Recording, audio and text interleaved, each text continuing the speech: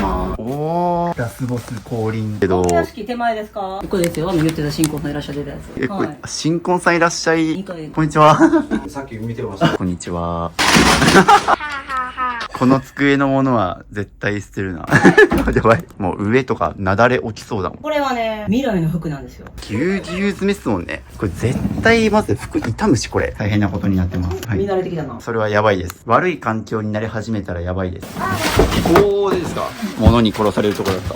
でも売りましょう。絶対持ってからないね。ちょっとね、やや怪しいものも含めて売る傾向あるんで。ありますよ。少しでも高く売ろうっていう風に費やしてるお金と時間と思考のコストを考えたら、ネイルとか似顔絵の仕事頑張った方が稼げますね。布で隠したりしてるんですけど、こういう風にかけるんですよ。はい。マーコです。ネイリストをやっています。子供は4人いて6人家族です。メソッド的には10年ぐらい前から入ってますね。で、テレビ見てても、わかるわかる、そう言わはる。で、終わり。はい。渋さんがよく言ってはる、動線のミニマリズム化。で、あとは、ちょっともう子供部屋を作ってあげたいですね。で、私の報道を見て、みんなも減らしてくれたら嬉しい。捨てんの？はい。それ捨てるんですか？なんで、0円でも引き取ってくれたら儲かってるって考えてください。楽しくなってきたわ。おお、大量のゴミが。2日目です。家族で子供部屋を。子供のために。すいません。はい、いいです。お前の将来の子供部屋作るぞ。ミニマリストベイビーです。すごい結婚式の時の写真が。捨てるね。3日目で捨てられないご家庭あるあるなのが、子供服をゴミ袋に包んじゃうっていう。今8ヶ月なんで、2歳までのやつ残して、それ以降は捨てる。やっぱり、散らかってる理由は、お子さんでも旦那さんでもなく、マーコさんっていう。あ、ちょっと待って、サイズ見てよ。そう。あ、言ったはるやん、直近の。あ、これあかんって、これ新品のセットアップやん。ちなみに、お怒りモールだったりします。いや、大丈夫です。ビトンの箱がいっぱい。リサイクルショップ持ってっても、50円以下ですね。新婚さんいらっしゃるの倒し。いらんよな。これ全部いらん、どうしようと思ったやつはいらんねんて。これいる。こう片付けたら子供部屋になるから頑張って。ミニマリスト英才教育。見てられへんっつって結構いや、見てられへん。心は痛むでしょうね。痛い。早い。すごい。ある意味絶景。わー。おー。夢あった子供部屋や。すっきりした。最高。天国。いい記念にしてくれてありがとう。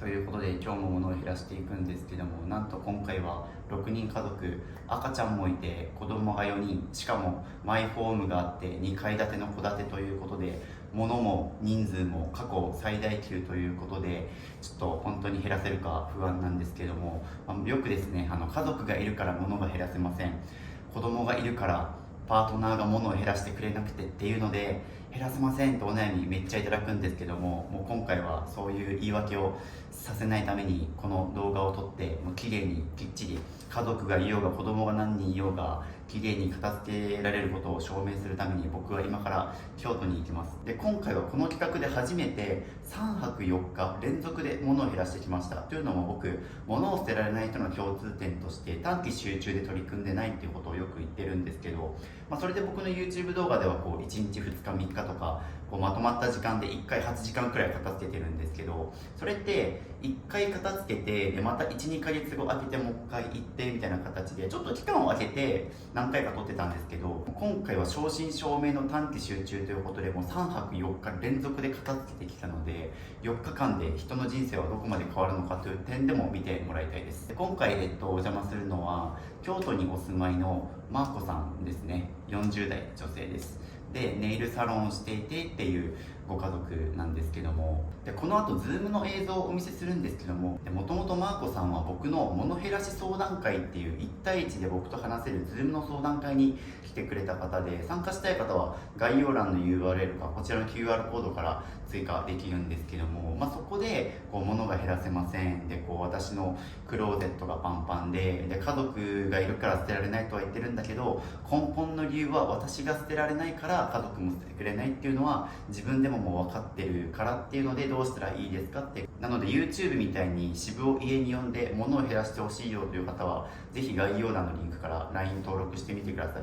そうじゃない人もですね、最近スマホのホーム画面のアプリアイコンセットだったりとかで、物を手放すか迷った時の30の質問リスト、 YouTube に公開してない視聴者さんお片付け動画だったり、理想のミニマリスト部屋が見つかるインテリアリンク集とかをもろもろ配布してるので、ぜひ概要欄から登録してみてください。ということで、物を減らしに行ってきます。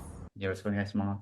お願いします。はい、ということで、この度、相談会申し込んでいただきありがとうございます。ありがとうございます。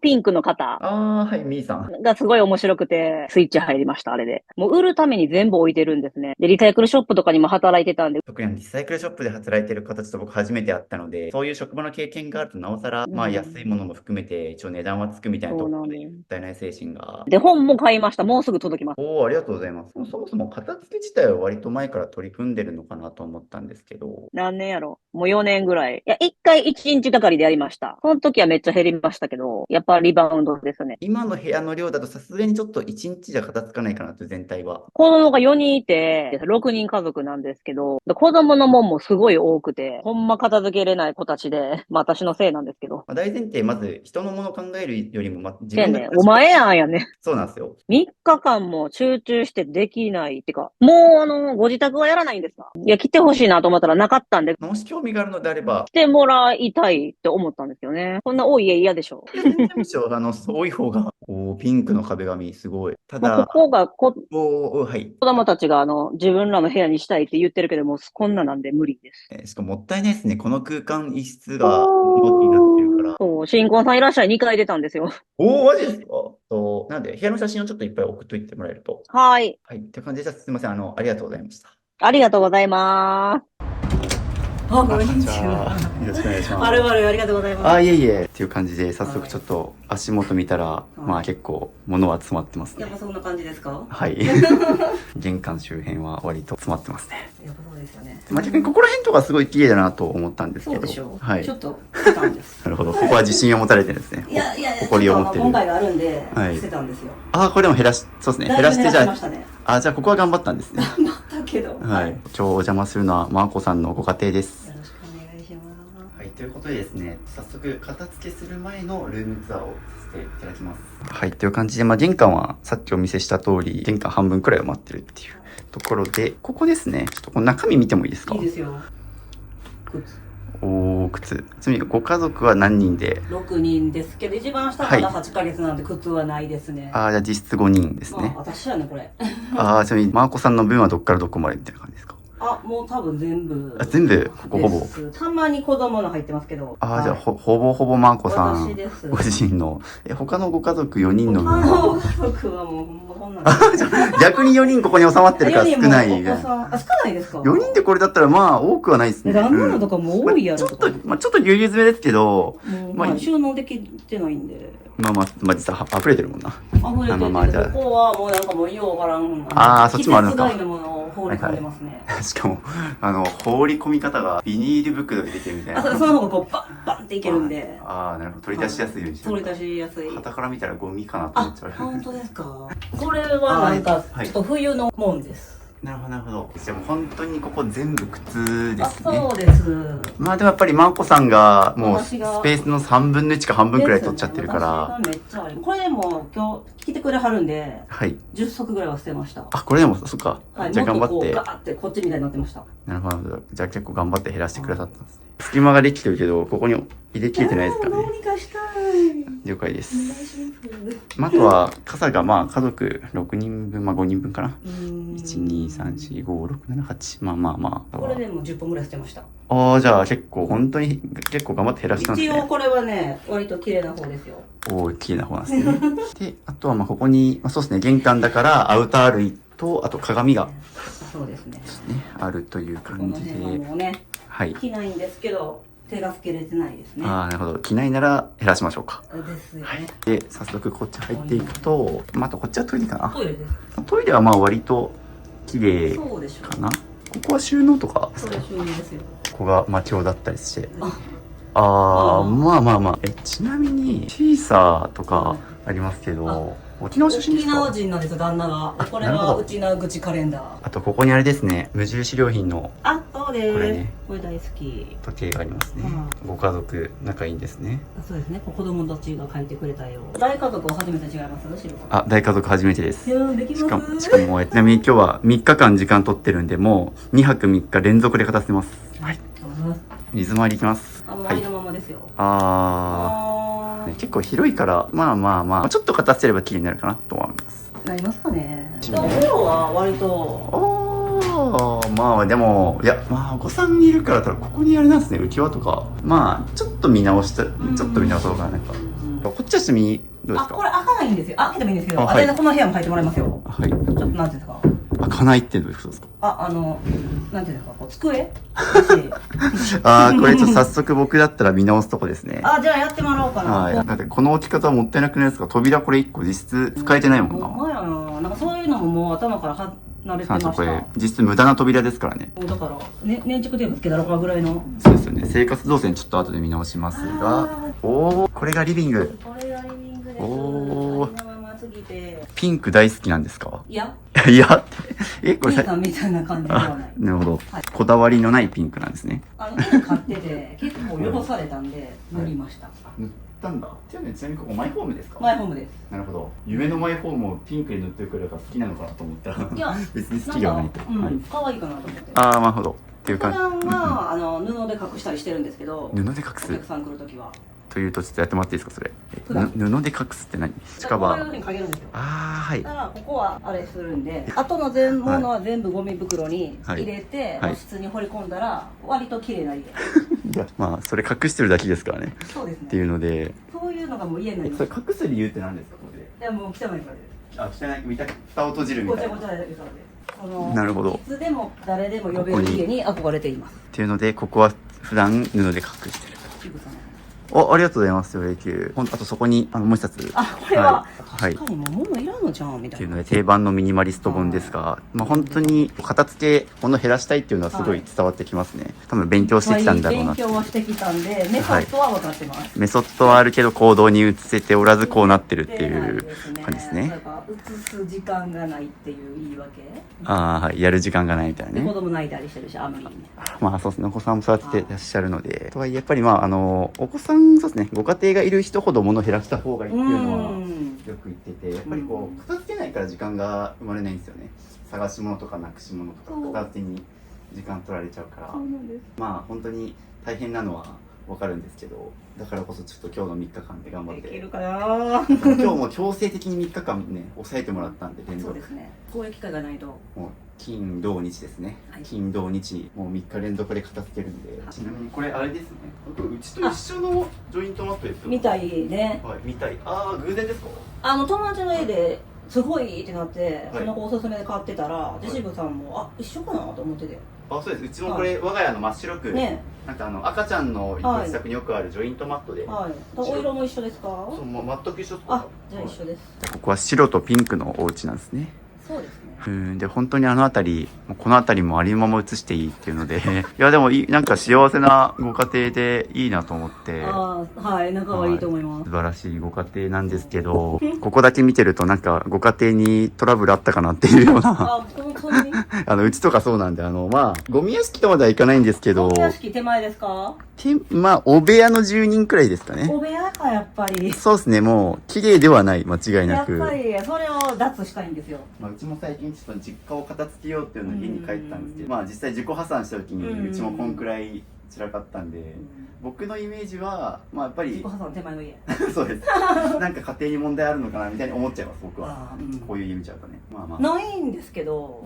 そうです、多分ないし、マコさん明るいし、重大な家庭問題があるとかではないだろうけど、きっと心に闇を抱えてるでしょうね、こんな家なんで。かもしれない。って自分でも思ってます。うちのチャンネルとかでも結構性格すごい朗らかで明るい方とかでもなんか意外とそこ闇抱えてんじゃないみたいな抱えてるんですよね。あとはですね、これですよ、言ってた新婚さんいらっしゃってたやつ。はい、これはい新婚さんいらっしゃい2回なんです。 2回出たっていうのでって感じでテレビかな、テレビにもだから新婚さんいらっしゃいで出てって2回出るっていうのはもう一度いらっしゃいに呼ばれたんですよ、面白かった言うて。すごい不謹慎で申し訳ないんですけど、2回結婚したのかな、ね、それ何人か言われました。同じ人です。すごい2回呼ばれたんだ。旦那さんかっこいい。ほんまですか？イケメン、ダンディ、顔に惚れました。あ、もう顔で。顔に惚れるとね、いいことが多いですよ。いや腹立っても、こってる顔も美しいんで。いや、わかるっすよ。多分、ありのまま本音を言うと、はい意外と結婚で一番大事なのって見た目じゃないかと僕思ってます、ね。おー、ミニマリストさんもそう言うなら。性格の方が変えられると思うんだよな。見た目の方が変わんないかそうだら、整形するにしても、その不安があった時も顔がいいから許せるとか。そうなんですよ。怒ってるけど、腹立つけど、整ってるし。それ大事だと思うんだよ。大事ですよね。こういうこと言うのは怒られたけど、結婚する時に優先するのは多分、性格顔かって言われたら断然顔っすね。はい。すごい可愛い奥さんいはりそうな感じですけどね。すいません、まだ独身なんですよ。29歳。ねえ、まだ若いですね。今年30なんですけど、うん多分こういうこと言ってるからずっと独身、まあ、結婚願望あるわけじゃないんですけど、うんいやでもその気持ちはすごいわかります。めっちゃお部屋で美しい人でもいいんですか？めっちゃミニマリストでブサイクか、はい。めっちゃお部屋で。その2択だったらお部屋で可愛い人選ぶ気がします。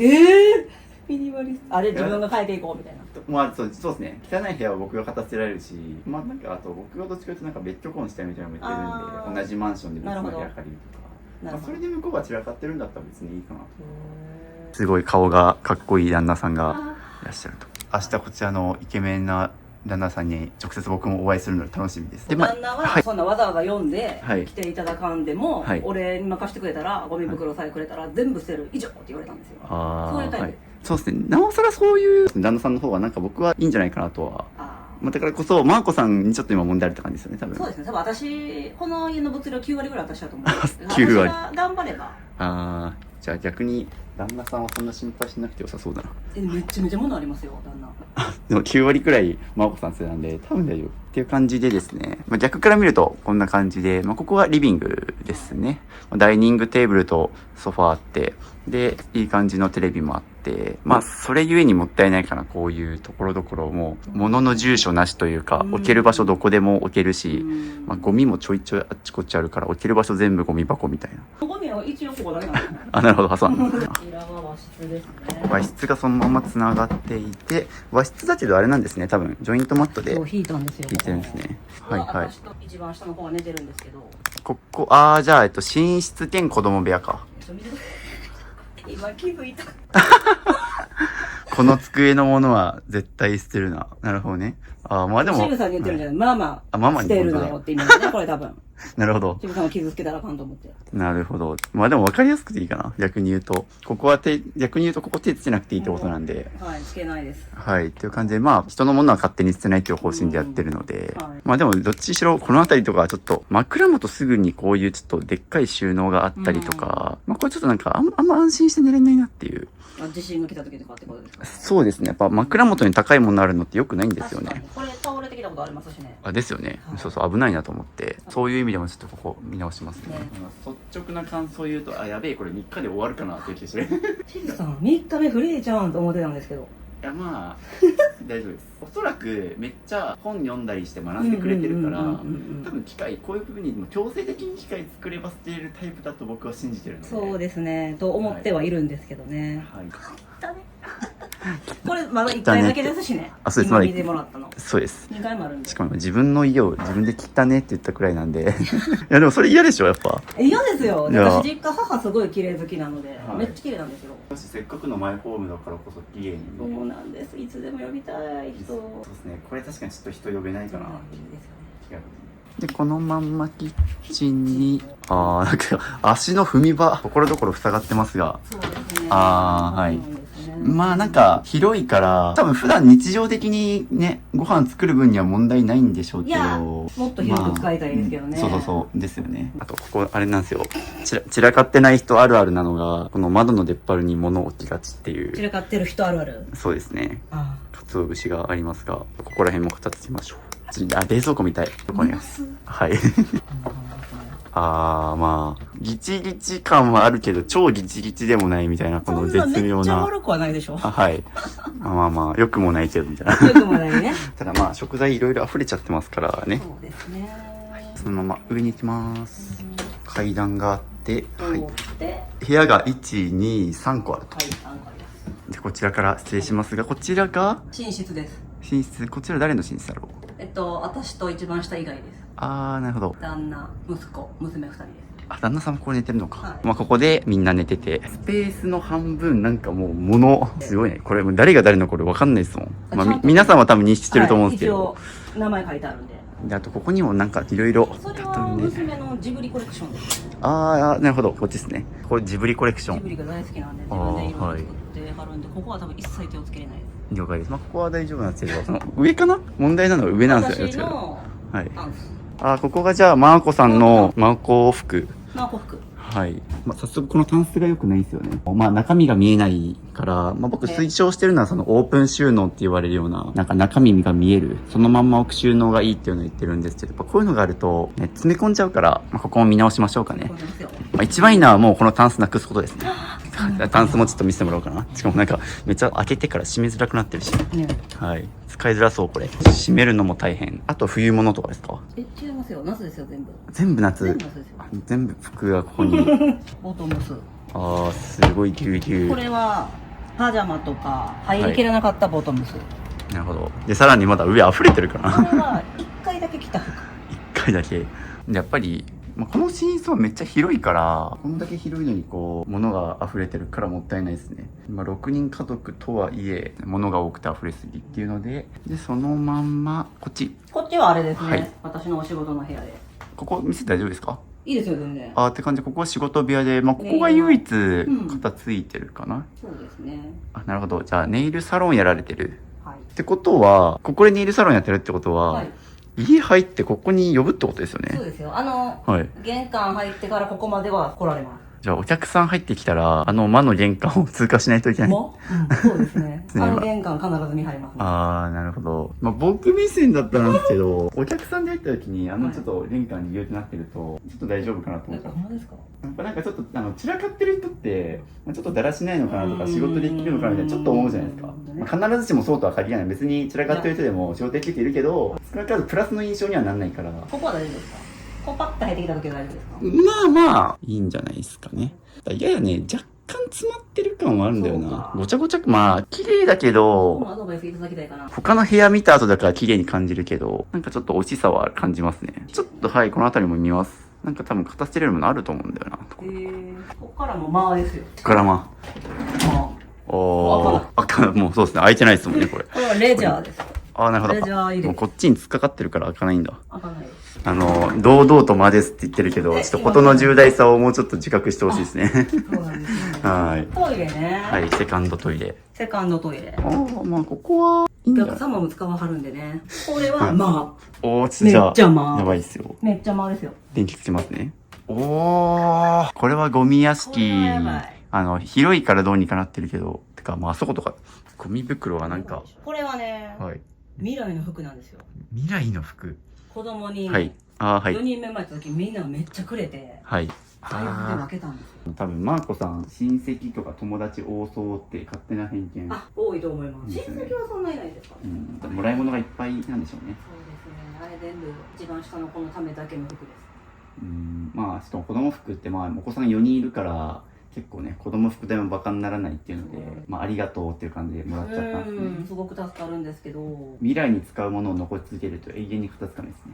うんここはため息出るここやばいでしょレベルの量の。ここほんまにもう、ここ、本当はね、ここを、和室の机を2つ持ってきて、子供部屋にしたいって言われてるんですよ。そうですね。だって単なるゴミ置き場で1個埋まってるから、子供部屋とかできるはずなのに、本当にマイク僕物の所有はコストって呼んでるんですけど、はいその物を取っとくと床面積分の家賃かかるよっていうので、はいここまさにそうですよね。そうですね。単純に物のために家賃垂れ流してるっていうようなそうですね。感じだから。で、ここもそうだけど、こっちもまだね、収納いっぱいあるんですよ。こっちはね、もう、見てください、あれ。あんなんです。おー。売る時の箱。売る時の外売るための箱。外箱ね。で、いろいろ箱がありますと。箱。こっちはこれも、はい。全部私のなんですけど、はい。じゃあ、この箱捨てれるじゃん。これはね、旦那がね、はい空き缶をね、はい売りに行くらしいんですよ。その時にこれに入れなあかんらしい。はあ、なるほど。大部さんなんか他にありそうだけどなっていうので、物部屋。まあ物部屋。種類ごとに分類してるわけでもなく、ただ物が集まってるっていう。ただ物部屋ですっ。て感じで一通り部屋を見させてもらったんで、3日間かけて片付けます。片付くかな。第一印象、過去一物が多いです。過去一。そうですね。この多分 YouTube 企画の中では一番多いですね。あ、そうですか。まずだって家族がうん6人で一番人数も多いし、3日で終わるかどうかみたいなところで言うと、もうマーコさん次第だったりします。マーコさんがポンポン捨てれる人だったらいけると思います。はい。ちょっと捨てれない性格が出始めると、ペース的に厳しいとこあるかもしれないけど、まあ僕もそこは厳しめに言うんで、はい今回。毒舌めにバンバンちょっと減らさせようと思うんで、よあ、わかりました。ろしくお願いします。はい、お願いします。はい、ということで今日物を減らしていくのはマーコさんのご家庭なので、改めてちょっと自己紹介をしていただいて、こう何で申し込んだのかと、過去の片付け歴と、もうこう物を減らして最後どんな生活をしたいのかをお聞きしていきますということで、じゃあ早速自己紹介をお願いします。はい、マーコです。ネイリストをやっています。子供は4人いて6人家族です。他にその趣味とか何でもいいですよ。なんか自己アピールみたいなのもあれば。趣味、似顔絵師もやってまして、おお、はい。似顔絵を。じゃああれご自身で書いたんですか？これはね、そう先生なんですけど。けど、はいまあでもあれに近いような絵が描けるっていう。LINE のアイコンが自分が描いたやつです。そうなんだ。はいじゃあうまい。似顔絵もできるっていう似ので顔絵師なんです。なるほど、はいじゃあなんかネイルもできるし絵も描けるしっていうので、なんかアーティスト的なセンスがすごい。どうなんでしょう。すごい楽しいです。今やっと一番楽しいですね、仕事が。お仕事が楽しいので40代で。はい。素晴らしい、うんなのに家が散らかってるのはすごいいいがちなもったいない、うん今片手に費やしてる時間もっとそっちに使いたいってなると思うんですよ。そうですね。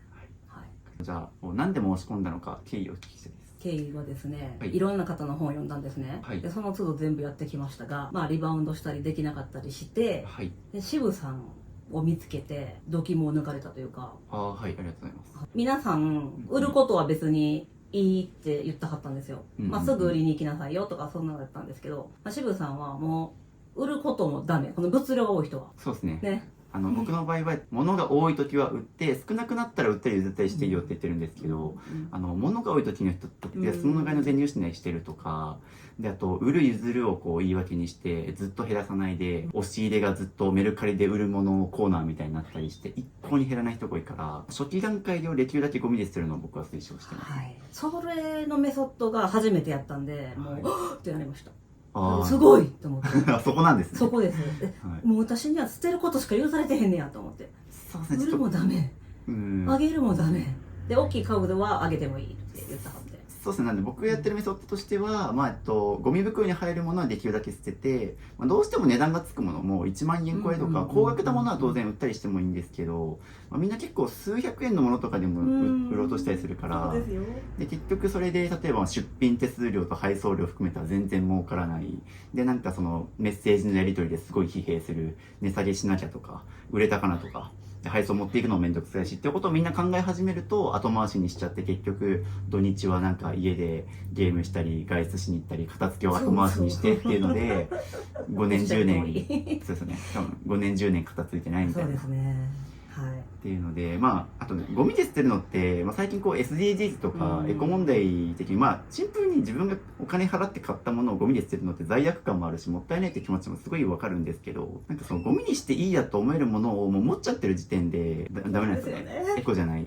もう本当に僕とかって基本ゴミで捨てるものってそんなないんですよ。一個一個使ってるなんか、ガジェットとか家にあるもの、全部大体基本的にこう少数生って呼んでるんですけど、一個一個こう量より捨ていいもの買ってるから、安物買いの全入しない人は何が売れるかっていうと、メルカリで売るにも値段がつきづらいしとかだけど、物の数減らしていくと一個一個にお金回せるようになるから、物の質が上がって売る時も結構値段がつきやすいみたいな。っていう風になっていくと、売る譲るも簡単に、値段高いからモチベーションも上がるじゃないですか。で、僕もっと言うと、もう買う段階で売れるかどうか調べるんですよね。買う前に、これだったら、1年2年使った後も、メルカリでこう何万円で売れるなとか、買う前にちゃんと最後売って手放せるかとか、最後まで使い切れるかとか、ちゃんとこう手放す時のことを考えて買うようにしてるんですよね。物の出口戦略って呼んでたりするんですけど、多分本にも書いてあるんですね。物の出口まで考えて、後始末まで考えた上で買ってたり、そこまでする余裕があるだったらいいんだけど、みんな多分物買う時ってそこまでもう手が回らないから、物が多い最初の段階は捨ててくださいっていうのを言ってますね。それが刺さりました。おー初めてそんなん言ってはるから。みんななかなかゴミで捨てろって言えない、そう。言いづらいと思いますね。売るなって。言ってほしかったんやと思います。ちなみに結構今までメルカリとかこう、はいリサイクルショップめっちゃ持ってってみたいな、はい、やってますね。今それで売れるのも知ってるし、フリーマーケットも大好きでよく出品して売れるのも知ってるから、で2等、まあ、3万ぐらいも売れたりもするんですよ。うんうんなので売ればいいじゃないですか。ああ残してます。ね、それで片付かなくなっちゃってるからでフリーマー行って売ってんのに、他のお店の人にめっちゃ回ってまずいっぱい買ってきて、いつも笑われるんです、友達に増えてるやんって。じゃあ結局売ったお金でまた物買ってるから。ただで私は物は変わってるし、すっごいモチベーションも上がってるし、めっちゃ楽しいんですよ。でもあー物量は全く変わらない。じゃあお買い物自体も好きって感じ。お金も大好きですね。けどミニマリストというか持たない暮らしとか無駄に増やしたくないっていう憧れもあると。やっぱりシンプルな家すごい素敵なんで、そういう人最近多いんで、めっちゃ憧れます。そうですね。しかも、ね、せっかくいいマイホーム持ってるからこそちょっと散らかってるのはもったいないですね。ちょっと僕実は概要欄の LINE 登録してもらうと、僕は物減らし相談会っていうのをズーム越しで実はやっていて、でそこに来てくださった方なんですよね。そんな感じでこう捨てられないのが悩みでっていうのでズームで話し合っていくうちに家の中見させてもらって、話聞いたけど、やろうと思ったけど、でも多分無理やと思ったんですよ。その時間も取れへんし。で、来てくれはったら話は違うんですけどねって言ったら、行きましょうかって言ってくれたらね。そうですね。ちょっといろいろ話聞いて、いいんですかちょっと YouTube 的に面白そうだなし、さっき新婚さんいらっしゃるなんか2回出てるっていう話も聞いて、表にこう出るのは全然問題ないっていう。家は本当嫌ですけどね。こんな汚い家。いやでもそういうなんか自分のちょっと恥ずかしいところとかも含めてちゃんとさらけ出せるのはすごいそれは才能だと思います、ね。ほんまですか。ドン引きでしょもう。いやでもそういうなんか自分の恥ずかしいところとか痛いところも含めてさらせないと成長しないと思うんですよ。みんなそこをなんかこう、見られるのが恥ずかしいとか、私なんかがっていうのでみんな応募せずに結局現状変わらないって人多いんで、笑われるのもそうですね、含めて受け入れてもう変えたいですね。はい。そこの心意気は本当に素晴らしいと思うんで、ちょっと僕も3日間頑張ります。お願いします。その上で過去の形歴を聞きたくて、具体的にこういつ頃からとか。断捨離ですか。断捨離とか、そうですね、片付け始めた。もともとでも私は部屋は汚い子でした。物は常に多い子。常に物が多くて。母親がすごくシンプルで、全然買ってもらえなかったんですよ。その反動。ああ、なるほどね。大人になって稼いで自分でめっちゃ買うっていう。僕は逆に父親は自己破産してはいるけど、中学生の時までは割と裕福だったからこそ、割と欲しいものを買って与えてもらえたので、逆ですね。逆ですね。はい。それはあると思います。でも僕も最初からじゃあ家綺麗だったかって言われるとそうでもないので、多分おそらくもう10年以上前ぐらいから。メソッド的には10年ぐらい前から入ってますね。じゃあと行動に移すだけ。そうですね、行動ですね。で、テレビ見てても、分かる分かる、そういうはるって。で、終わりみたいな。で、ちょっと周りの、1日1捨てとかあったじゃないですか。はい。僕はあれ推奨してないですね。言ったはった。この状態で1日1個ってもういつ、もう人生追いつかないですね。減らし終わった頃には墓場みたいな感じなんで、とにかく物が多い時はもう短期集中で一気に捨てるっていうのは大事ですし、今日がそのもう人生で一番捨てれる人を思ってもらって、結構皆さんのきっかけがあれば捨てれるって人は多くて、僕もじゃあ最初からミニマリストだったかって言われると、実家はゴミ屋敷だし、全然物多いんですよ。でもそこからこうミニマリスト、こう物を持たない生き方を知って、でそこから学んで減らしていったタイプだから、こう天然のミニマリストではないというか。そんなんいるんですか、天然なんて。いますね。やっぱなんか別にミニマリストがブームになる前からとか、なんか最初から物欲ないとか、物欲ね。あと、シンプルな空間が好きとか、今でこそなんか雑誌とかテレビとか YouTube でこうミニマリストとか持たない暮らしの発信を見て、私もやろうと思ったって人は、僕しかり多いんですけど、中にはそういう最初からもう家綺麗な人とか、物少ない人はいるから、僕そういうタイプじゃなくて、いろいろ僕も本読んで学んだりして減らしたタイプだから、そういう人ってきっかけあれば減らせるんですよ。僕で言うと、実家を抜けて一人暮らしするために、で、物少なくしておかないと、フリーターの月十数万の収入では生活できないから、物減らそうと思ったとか。別に、僕を家に呼ばなくてもいいんだけど、例えば人によっては家に友達呼ぶとか、引っ越すとか、なんかそういう機会があれば結構減らせる人は。引っ越しぐらいしかなかったですね。そうですね。で、あとマイホーム買ってる人に要注意なのが、やっぱ買っちゃうと引っ越しをしなくなるから物が増えちゃうっていう。なんか僕前マイホーム買った人のインタビューで印象的だったのが、もうまさにそれで、アメリカの方の記事だったんですけど、アメリカとかってもう地下室とかをも作るって、物を置く用の空間に地下室作るみたいな感じが当たり前だから、マイホーム買ったことによって引っ越しをしなくなったから物を見直さなくなって、でこうどんどん家が散らかっていったみたいな話は聞くので、なおさらそうですね。屋根裏部屋考えましたもん、ちょっと。お物置部屋作ったのかなみたいな。でもすでにもう今さっき物置あ、部屋1個そこがね。あったので、ああ、もういや。うん。なのでそこはちょっと気を引き締めないといけないし、まあ僕もちょっと物が増えづらいように収納を減らしていったりとかは頑張るので、じゃあ最後、物を減らしてどんな生活をしたいのかお伺いしたいです。渋さんがよく言ってはる、その、動線のミニマリズム化。うんうん、生活やっぱ無駄な動線すごく多いと思うんですよ。で、やっぱり4人もいるんで、もう、すっごいカオス。なんか、うんうん、しんどいってなるんですよ。そういうのもなくして、で、あとは、ちょっともう子供部屋を作ってあげたいですね。そうですね、子供を作りたいですね。欲しがってるし。で、私の行動を見て、みんなも減らしてくれたら嬉しい。いや、そうです。ね、僕、お子さんがいる家庭に行って必ず言ってるのは、子供が片捨てないのは親が片捨てないからだよ。私のせいやね、あれ。まあ、あると思います。まあ、こんなに散らかってると、まあ、子供もこれが当たり前になっちゃうから、まあ、散らかしていいやってなっちゃうんですよね。ですよね。で、子供も言うんですよ。何々ちゃんのお家みたいになりたいのにってよく言ってます。まあ、かといってじゃあ子供は自分の意思で物を減らせないというか、やっぱり親御さんが片捨ててあげないと、ね、それは叶えられてあげないから、逆にお子さんがいるミニマリストのご家庭行くと子供もみんな片捨てるんですよ。まあ、あんだけ物が少なくてスッキリしてると子供にとっても単純明快で何がどこにあるかっていうのが分かりやすいから片付けるようになるっていうので、お子さんに関してはとにかく家庭環境の影響はすごい大きいので。大丈夫ですかね。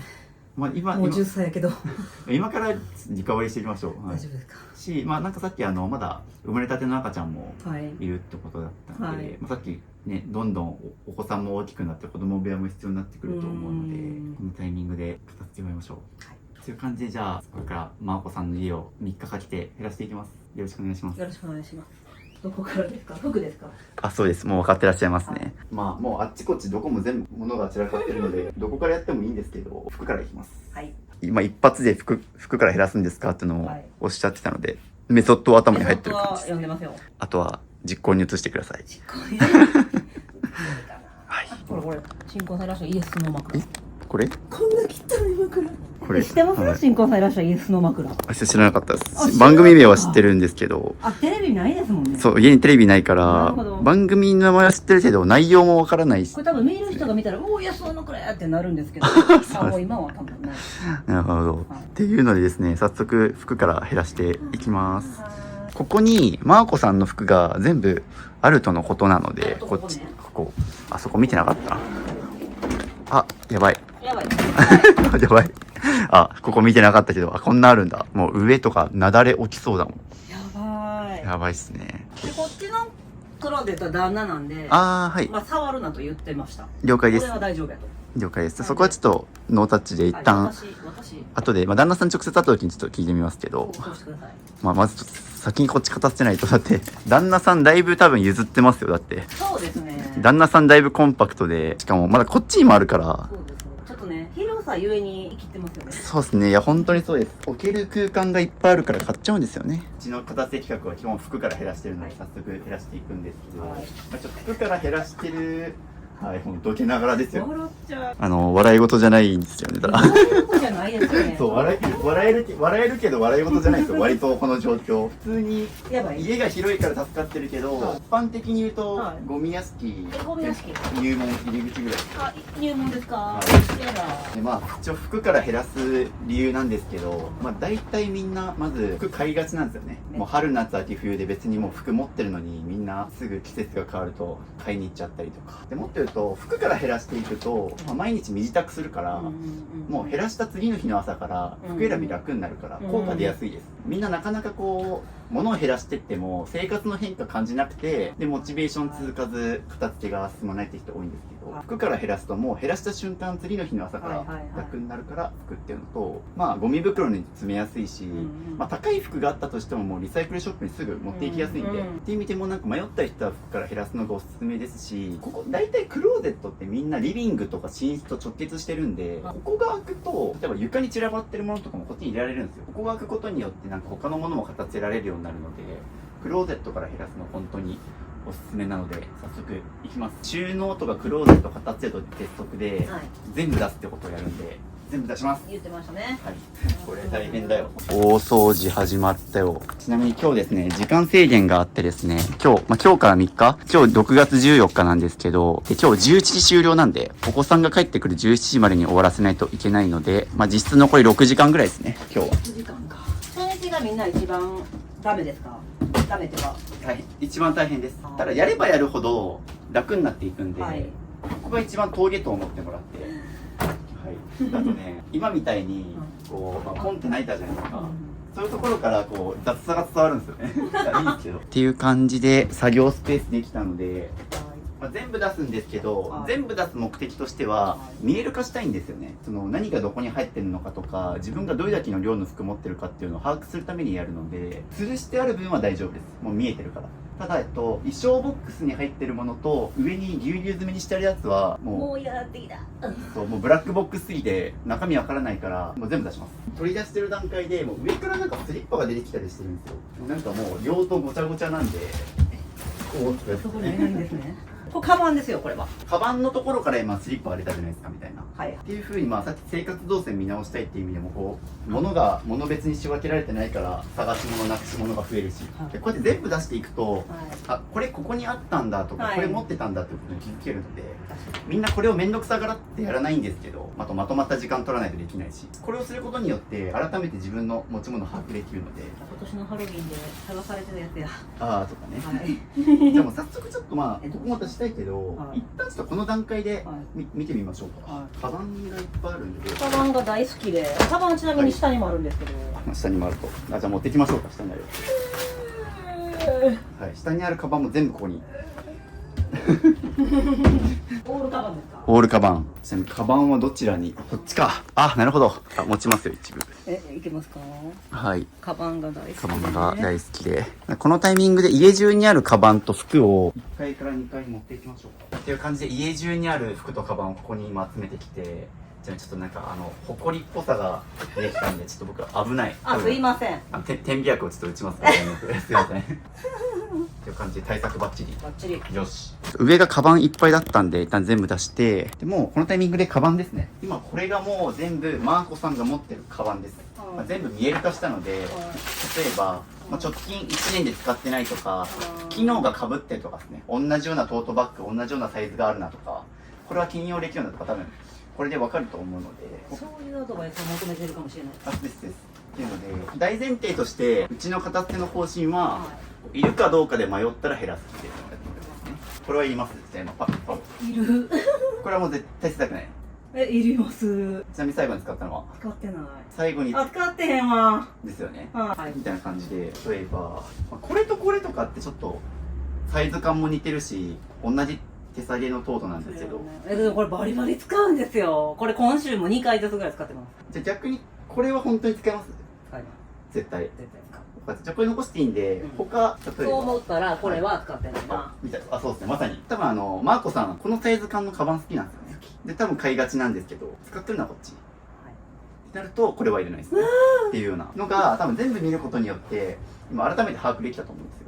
っていう感じで、じゃあこれをスタメンにして、じゃあこれいらないと思った理由なんですか？いりますよ。いいやるけど。いや使ってないですよね。うん。迷ったし、要は、デザインがもう今の自分の好みじゃないとか。多分、あれ、はい指を使うし、サイズ似てるからやと思います。ああ、そうですね。好きかもしれないけど、自分の一軍には入らないってことですね。っていう風に。で、今見たら汚れてるし。とか、そういう意味では結構使ってきても汚れてきて寿命なのかなとか。捨てんの？はい。それ捨てるんですか？はい。売るんじゃなくて？これ高いブランドですか？どうぞですよ。1万ぐらいかな。でも汚れてるもんね。そう、汚れてるし、ちょっと消耗が激しいので。昨日ですね、これを3袋買ってきたんで。ゴミ袋です。すごい。京都市のゴミ袋初めて見た。黄色で254円って書いてるんですけど、 254円この燃やすゴミかか。っちゃうよーって、これをあなたが捨てることによって京都はなるほどね。これすごいなんか、ゴミを捨てることの重みが乗ってる。このゴミ袋自体はいくらですか？これが10枚で450円です。ゴミ袋の価格は45円だけど、実質、行政として捨てるには250円のお金がかかってるよっていうことがさるから、だから日本って本当ありがたくて、この数十円のゴミ袋でこんだけ物が捨てれるっていうのは本当ありがたいことなんですよね。ただもっと言うと京都、ゴミ袋はまだそんな高い部類じゃないです。僕行ったところだと神奈川とか、もっと他の地域だと、もうゴミ袋これ倍ぐらいしたりするんで、だって僕ゴミ袋代でなんか4000円くらい買った記憶なんですよ。っていうので、要は反省してもらいたいってことですね。そんだけコストかかってるんで。ゴミで捨てるやと理由の一つとしては、めっちゃ反省するじゃないですか、みたいに。これ捨てるのみたいな。やっぱ痛手伴わないとまた増やしちゃうんですよね。メルカリ好きとか物販好きいいんですけど、そういう人にありがちなのが、結局、買っても失敗したら売ればいいからっていう発想で買っちゃうんですよ。売れるの知ってるんで。そうそう。でもそれだと一向に減らしても増えてって繰り返してリバウンドしちゃうから、だからゴミに捨ててほしいんですよね。痛みを伴わないとまた増やしちゃうから。で、これも金額1万円くらいで買ってるから、いいんですけど、やっぱちょっとね、消耗具合が怪しい。ほんまにですか、い全然使ってへんねんけどな。確かに。捨てようか。そうですね。これは行きましょう。っていう感じでどんどん行きましょうか。旅行カバンもパッと見ただけで4つはあるな。どうしよ旅行カバン普段どれ使ってます？言ったらここの一番手前で取れるやつなんで、これとこれをよう使ってましたね。なるほど。ここあったわって感じです今。じゃあこの2つはもういらないですね。いやどうしようかな。残してんのこれ。軽いしね。いいですよ。軽いっていう価値観も大事です。ね。重いと使わなくなるから。めっちゃ迷ったら捨てた方がいいですね。捨てますねじゃあ。そうです。いるかどうかで迷うものっていうのはその程度なんですよね。僕よく例に出すのが iPhone なんですけど、スマホですね。スマホ絶対捨てませんって言われますもんね。そう、スマホ捨てるかどうかで迷う人って絶対いないから、極論使うものってそういうものなんですよ。これ何でも別に物に限らず、人間関係とか仕事とかでも、ちょっとでもなんか例えばじゃあ飲み会誘われて、うわ、だるいなとか、ちょっと迷ったら絶対行かない方がいいし、逆にもう仲良しだったら絶対行きたいってなるじゃないですか。そうやね。みたいな楽しみってなりますもんね。そう。だからこれ迷うってことは、自分にとって合ってないっていう違和感なんで、迷ったら捨てましょう。これ捨てます。これはじゃあ捨てます。これ捨てますね。長年お世話になったけど。このタイミングですでにもういるカバンが選別できたじゃないですか。そういうものは戻します。この人もここに戻す。そうですね、一旦。そう。最終的にちょっとね、カバンは下に吊るしてもいいかなとかはあるんで、後で見直しますけど、一旦ね。めっちゃ最近買ったんやけど、使いづらかった。最近買ったからは残す理由にならないんですよ、実は言うと。最近買って少し使ってもうダメだと思ったら、早く手放した方がいいです、逆に。捨てる前にやってほしいのが、これなんで捨てることになったのかっていうことを考えてほしくて、たらたらいらねえって捨てると、結局、自分の価値観がわかんないから、これ使ってみて何が微妙でした？ここがね、これね。硬い、痛い。わかる。これなんですけど、この金のこれが、すごい食い込んで痛かったんですよ。私こっちも持ってて、こっちも断然良かった。こっちの軽いっすよね。痛みともだわっていうのが分かったじゃないですか、これで減らしたことによって。だから今後は二度とこういうのを買わないっていう風に、捨てる時になんで捨てることになったのかを考えてもらうと、今後失敗が減ります。原因分析とセットで捨てましょう。なんならこれ持ってたの分かってたら買わへんかったのにね。そうですね。そう。これ持ってるのが分からなかったのも、こんだけ物がいっぱいで埋もれてるから、家にこれがあるってことに気づけなかったんですよね。いや、使ってへんなこれはリュック、いくらで買いました？覚えてない。正直、買った時の値段が思い出せないのであれば、そんなに高いものじゃないんじゃないかなと思うんですよ。でも売りましょう。絶対持ってからないんで。ちょっとね、売る癖、そう、売る癖ある。さっきの明らかなハイブランドとか残したんですけど、ちょっとね、やや怪しいものも含めて売る傾向あるんで、ありますよ。ちょっとそれ含めて厳しめにいきます。ちょっわかりました。と一旦、そういうのお願いします。はい。これはいる。これいります。よく使ってる。これはめっちゃ使ってます。はい。使って。ディオール。これはいりますか？ディオールの。ディオールは正直売ってもいいと思います、これは。これは多分、意外に値段つきそうだから、ちっちゃいしね。持っていくのも楽だから。じゃあこれを売りましょうか。で、これ手放すんですけど、これ使わなくなった理由なんですか？使い勝手が悪い。何が使い勝手悪かったですか？なんかね、財布がね、こういう時にここに引っかかるんですよ。これ、あれですね。ダメやんってなる。これお財布ショルダーなんですね。そうやったんですか？これお財布ショルダーです、多分。はい。ここに小銭とかお札入れる系のやつだと思うんですけど、これが使いづらかったと。これも買う前にできるだけちょっと想像してみて。ちょっと衝撃やわ。これも捨てますね。めっちゃ気に入ってたけど、黄ばんでる。うわ、すごい。今までの年だったら絶対捨ててない。おー、もう今もすでにゴミ袋1個分ぐらいは出てるんで。これいる？僕だったらこれ減らしてくださいって言いますね。なんで？まだ1年間使ってないし、これもまだ他のカバンで代用できるんですよね。プラダのやつもこれショルダーついてるじゃないですか。これめっちゃ使ってるんですよね、このプラダ。めっちゃ使ってます。こっちでよくないですか？昔思い出したけど、旦那さんのデートで使いたいのどっちですか？とっておきの日に使いたいカバン。で、何でもいいです。なんか。同窓会とかやったらこっち行きます。ですよね。ことこっちはめっちゃ可愛くないですか？多分1年使ってないんですよ。可愛いって言うけど。っていうので、あと可愛いと似合うっていうのは別で考えてください。可愛いのは分かるんだけど、じゃあいざ使うかって言われると実際1年使ってないわけですよ。それは多分自分の持ってる服とかに合わせづらいとか今分かりました。ここにいたこと。ですよね。で存在も忘れてるようなものだから忘れてる。実はそんな大事じゃないんですよ。可愛いとは言うけどっていうのでこれも大丈夫ですね。これいる。これはディオール。ディオールのこれ使ってます。使ってます。じゃあこれのっていう感じ。今のは特段即決だったじゃないですか。そうですね。でも素晴らしいですよ。着々と減らせしててるんで。くれてはるしですわ。これ自分やと残してましたもあーん。いる。お守りあれやね、塩にかけてやってはりましたよね。ああ、これですか？神社系。これいらないんですね。いらないんですけど、別に気にしないんだったらそのまま捨てていいですよ。はい。毎回、うちの動画では結構、神社とか、神様系できたらお塩にかけて捨てるっていうね。縁結び大丈夫かな？大丈夫です。自分がちゃんと日々行動しとけば、はい。なんかお塩にかけて捨てるといいらしい。ありがとうございます。のどっちかなんですけど、うんもう一切気にしない人はもうそのままゴミで捨てて。いいんですか？はい、僕そうしますもん。大丈夫かな？はい。って感じで。これどっちも好き。わかりますよ。同じカバンやんって思ってますでしょ？使ってます？使ってますよ。ちなみになんか他のカバンで代用できないですよね。軽いですね。エコバッグ。エコバッグ。両方いります？両方いる。可愛くないですか？ちょっと僕の感性的には、僕は結構そういうシンプルなデザイン好きだからなるほど。割とごちゃごちゃ。こういうの好きなんですよ。好きですよね。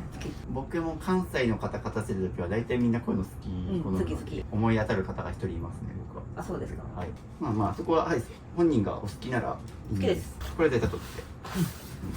っていう感じ。まあだいぶゴミ袋も2つ出たんで、結構戻していってもスペース空くんじゃないかな。でも多分多いよね。ただ元々の量考えると相当減ったんで、一旦これで、あと3日あるんで、最悪時間経ったら意外ともういらねえかもとか。切り替えるかも。そうそう。初日の段階でパッと今すぐこんだけ上空いてるんで、ちょっとまた置く場所は考えますけど、一旦ね。で、上は一旦じゃあ選別終わりましたと。減らし終わったんで、次、下ですね。ここ衣装ケース全部出します。全出しですか？はい。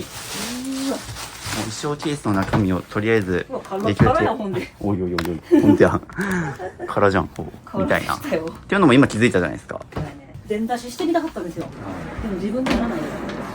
そう理想を言うと広い幅のパイプハンガーあるんでそこに全部吊るしてるのが一番いいです。あ、確かに。はい。衣装ケースもこのタイミングで出します。全部空にするってことですか？はい、もう出します。そのクローゼットの中。景色が待っているの。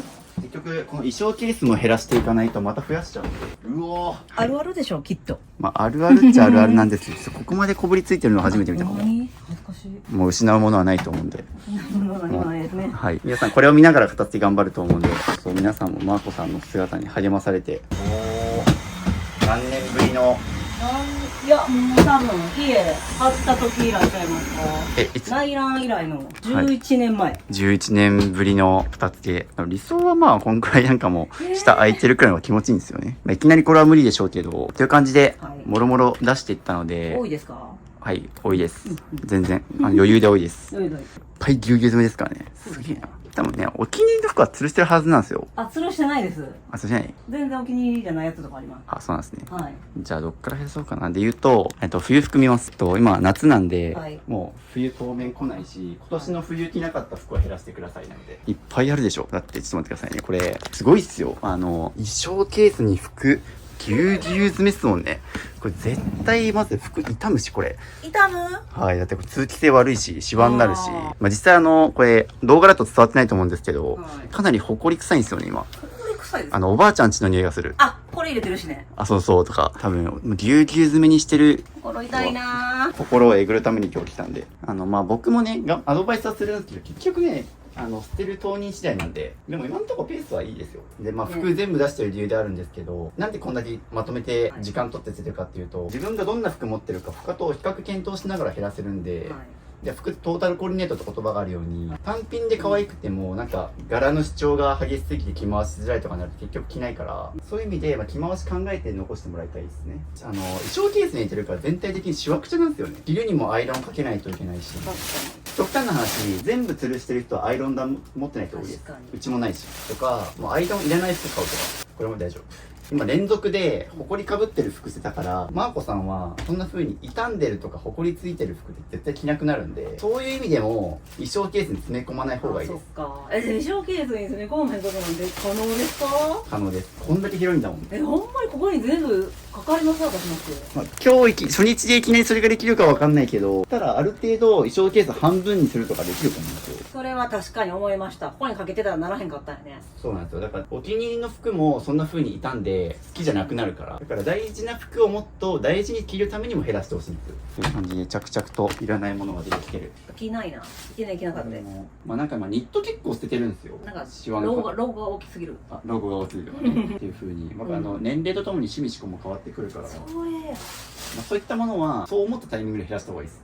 今みたいにずっと数年十数年の持ち越してるものがいっぱいあると思うから、去年も思いました。これもいらんなって。早く減らさないと、そうやってもう数年前からずっと残してきてるからっていうので、かけた時間とお金に比例してどんどんその物って手放せなくなるんですよ。まあ、サンクコストって呼んだりするんですけど、もう5年10年ずっと大切に取ってきたから捨てないとか。思い出のものは結構その傾向。思い出のもん貸していくってことですか？そうですそうです、本当にまさに。だから学生時代のものが捨てられないっていうのは、もうそれが本当に大事なものだったら残していいんですけど、やっぱりなんかずっと大事に取ってきたから価値がないものにも価値を感じてしまうっていう確かに。のがあるんで、早めに行った方がいいです。確かまあ、マーコさんの弱点としては服の管理が雑だから傷みも早いし、に。そうやったんや。なので衣装ケースに入った服を大体減らしたんで、こう吊るしてる部分といった見てもらいたくて、こう冬物結構多いですよね、多分見た感じ多いです。で。今いる服を下にバンと置いてるんですけど、もう吊るしていきます、極力。高かったけど、なんかでも黄ばんでるね。黄ばんでますね。なんで明らかに。なんで黄ばんでるの来ません。まあどっちみち管理の仕方が良くないのはあるとそう思う。なんや。管理で私はやってしまってるんや。もっと余白を作んないと。喪服。まあ喪服は使うんだったら取っていいんですけど、まあ、全部僕はどうしてるかっていうと、あ、レンタルでしょ。レンタルしてます。見ました。あれめっちゃ面白かった。最近も結婚式行った時に大体1回6000円くらいで借りたりするんで。めっちゃ面白かったです、あれ。ありがとうございます。まあ、僕が使ってるのはなんかレンタルスーツ .com ってところで借りて、レンタルのいいところは旅先で変装できたりするから帰り手ぶらになるっていうな。常に新品でクリーニングも入ってるからクリーニング代もかからないっていう意味では、まあ今風のやつをね、おしゃれに着れるもんね。とか、まあハンガーも余ってくるんで極力減らします。ハンガーあると買っちゃうから。ハンガーもね、なんかすごいバラッバラなんですよね。いろいろなんかお気に入りのハンガー見つけて、それで統一しましょうか。じゃあ全部右に押してください、それっていう感じでですね、一旦なので減らした結果、まあ半分は空いたかな、一旦。半分しか空いてない。まあ半分しか空いてないんだけど、実際かかります。まあそうですね、ここに例えば夏服だけここにかけるのはダメなんですか？とかでも一旦はそうします。まあ一旦ここにある服全部いきなり全部収まんないと思うけど、まあ基本方針はなので、もう衣装ケースは極力使わないで減らして全部吊るす。そうしないと服が傷むし。そっか、それはすごい感じました今回。あ、ですよね。このタイミングでちょっと服の数を数えてみましょう。7、8、9、33、34、35、36着です。おー、まあこれはプラス夏服と増えるでしょうけど、オールシーズンで、まあマーコさんのレベルだったら、そうだな、まあ50から55とか、服が好きな方なんで、まあそれでも60とかじゃないですかね。服が好きやけど痛めてましたもんね。そうそう。このクローゼットに適正に収まる範囲で言ったら、まあ50以内が一番いいと思います。じゃあ、夏服行きましょうかね。夏はこの中に。この中に。あとタンスですね。じゃあ次ちょっとこのタンスの中身を出していきます。まあなんかタンスの上ももうはみ出ちゃってるんでね。また。はい。ボーンって放り投げますね。物が散らかってる人は大体扱い雑なんで大丈夫です。みんなどうやって、みんなこうやってやらはるんですか？まあなんかそっと置くかな。ボーンとは投げないかな。こんだけ物があるからですね。まあまあ。ありがたみが薄れとる。大丈夫です。僕はもうこういう人何人も見てきたんで。すごいですね。めっちゃありますね。こんなタンスなくなったらすごいことですよ、それは。はい。なくすますつもりですか？あ、もうなくします、これ絶対。違う収納にします。どっちにし。仮に、まだ下使うとしても、ああいう透明のやつ使います。なるほど。もうこの木のタンスがダメなんですね。そう、木のタンスも本当にダメで、これ中身見えなくなるから、重いし場所取るし中身見えないし、木のタンス最悪なんですよ。っていう感じで全部出したので、タンスから出した服を減らします。まあ、さっきとやることは一緒です。ここ基本的に夏服とかもあるので、今年の夏服着たいやつだけをあそこに吊るしていく。で、もっと言うと、これ、一個一個捨ててると切りないから、さっきと一緒ですね。もうこれ絶対残したいって服を今、先に取り出してもらって、捨てるものではなく残すものを選ぶっていう意識で。こんなとこ入れたら絶対傷みますよ、服。タンスだからですか？タンスで余白がないからですね。ぎゅうぎゅう詰めで。考えてみてください。じゃあ、タンスの中とか衣装ケースに収納して衛生的だったら、それこそユニクロ GU みたいなファストファッションもそうしてると思うんですよ。でも実際じゃあ、アパレルって吊るしてますよね。で、あれが一番衛生的にいいからですね。いる！でも傷んでるかなって感じなんですよ。いるけど、傷んでへんやったらいる。さっきから傷んでるっていうのがキーワードとして出てくるんで、リペアしてとかアイロンかけまで期待化を考えてください。まあだってもうどう見ても性格的めんどくさがりでズボラじゃないですか。そういう人絶対アイロンがけとかアイロンしない。クリーニングも行かないなるほど、ですよね。私は通常した方がいいんや。そうそう、ズボラな人ほど吊るした方がいいっていう感じで、またゴミ袋がいっぱい出て、まあ、ちょっとそこがいるかもっていうので怪しい。まあ、これさすがに全部吊るしてるともう溢れちゃうんで、まあ、厳選しながら吊るしましょうか。これまたしましょう。明日朝起きた時から多分もう服選び感動すると思いますよ。楽ちんって。着る服ねーってなりません？逆ですね。服が多い人ほど着る服ないって言います。そうなんです。厳選してないからちゃんと。いつも思ってました。ですよね。服減らした方が着る服分かるんですよ。そしてやっぱり青系よね。おーっていうのが分かってきましたよね。青いのが好きとか。まあでブリンブリンの服とかはないし。うんうんっていう風に自分の傾向も分かってくるから、まあ、着る服がないっていうのはそういう自分の好みとか合うもの分かってないままたくさん服の数むやみに増やすから、まあ、結局したら選択できなくて着る服がないっていう風にみんななっちゃうんで、服もインテリアだと考えてて、はい。まあ、うちの部屋とかも全部真っ黒で服真っ黒じゃないですか。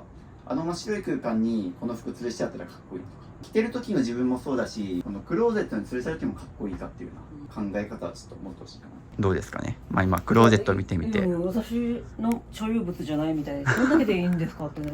でもこんだけあったら事足りますよ。もうミニマリストちゃうんって感じなんですけど。これで収まったミニマリストですか？入門ぐらい。入門。はい。こんなところに近づきました。まあ結構、はい、意外と今、絶対いるっていうものを残したらこんな感じだったんで、まだこれもですけどね。まあまだちょっと見るものだけど、楽しくなってきたわ。おー、素晴らしい。いいですね。今楽しくなってきたっていうのは本当におっしゃる通りで、減らせば減らすほど楽しくなります。楽しい。これか。容量分かってくるんで。向こう側の世界はこれか。おー、そうそう。ね、私が行けへんかった世界今まで。この見える化で比べやすくなったっていうのもそうだし、なんとなく自分の傾向に込めてきたじゃないですか。捕まえてきました。この色味が好きでとか、このビームスの服が好きでとかなんか分かってきたから、まあだからやっぱりそれこそいろんな片付けの方の本とか見て学んできてるから、今日みたいにやるきっかけ作ればすぐ減らせる方だと思います。でも自分が服の扱いが雑な方っていうのを初めて知りました。あんだけポンポン服ないけど分かりますよ。そっか、この詰め方がもうあかんかったんですね。僕正直見て思ったのは、なんか物がかわいそうっていう。確かに私に買われたくないですね。僕が服だったらこんなぎゅうぎゅう詰めにされたくないし、いやほんまに呼吸もできひん、そう本当そうですよ、ね、生き埋めされてるみたいな。それも大丈夫？全然着なかったんですよ。まあこの服買ったけど今年着たいですか？いや着ないと着ないですよねみたいな。はい。娘にあげようかなみたいな。その人にあげるって思考もやった方がいいですね。ダメ。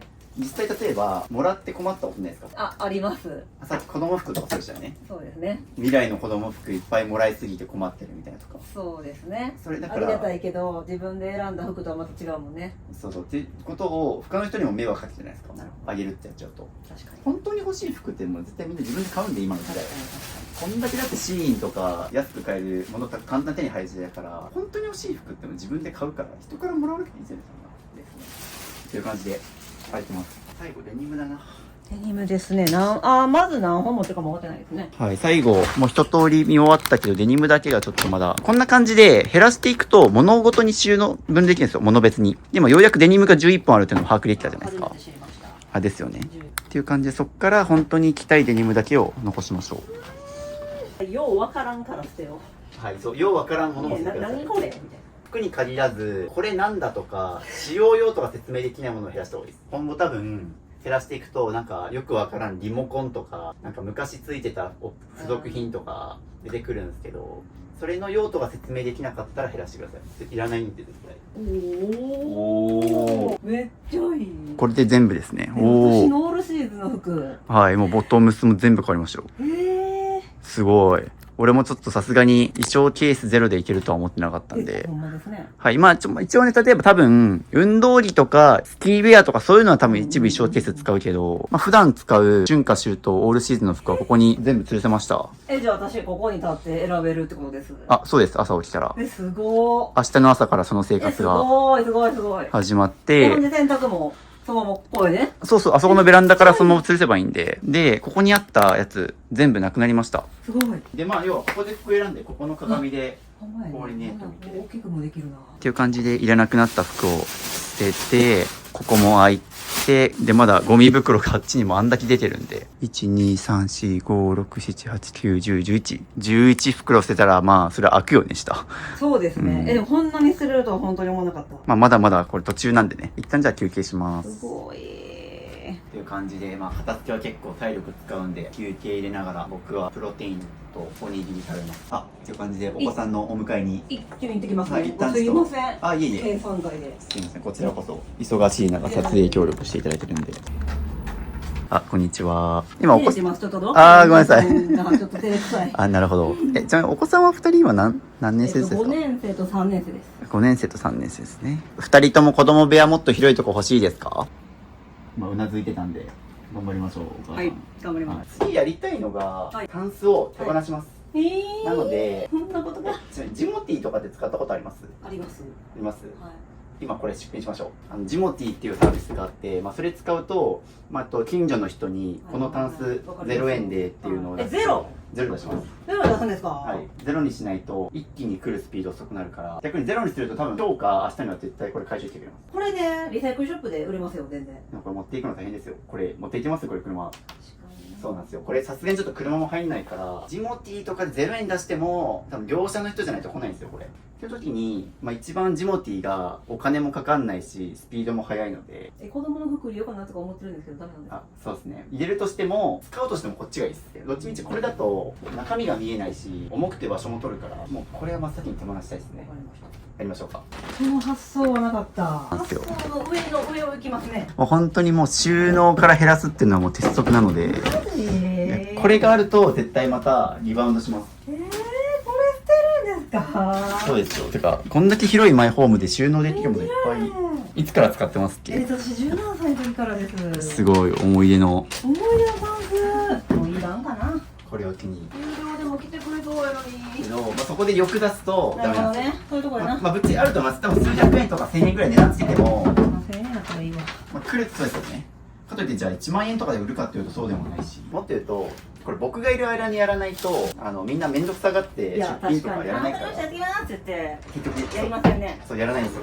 これをちゃんと使ってくれる人に渡した方がこのものも幸せじゃないですか。確かに。このまま使わずにもう置きっぱなしにしてもあれだ確かに確かに。ジモティーってやる秒で持ってかはりますよね。いやほんと早いです。もうシュシュシュシューみたいな。いやジモティーは本当に令和のミニマリストのための神サービスですよ。あれあれば簡単に物減らせるから、まあ、どうしてもジモティー使いたくない、それはプライバシーの問題で家に人いたくないって人はもう出張買い取りとかを頼んでると。人手がないと運べないものとかってあるから出張買い取り使ったりするんですけど、みんなお金取られてるんで、なので0円でも引き取ってくれたら儲かってるって考えてください。粗大ゴミチケット代もかかんないし、出張買い取りにしても多分お金取られるから0円の時点で儲かってます。浅はかでした。私もこれより節操行こう思いましたもん。ですよね。基本何でもそうなんですけど、みんな売れるから譲れるからっていうのでそう失敗した買い物を少しでもお金取り戻そうとするんですけど、この後の100円のために。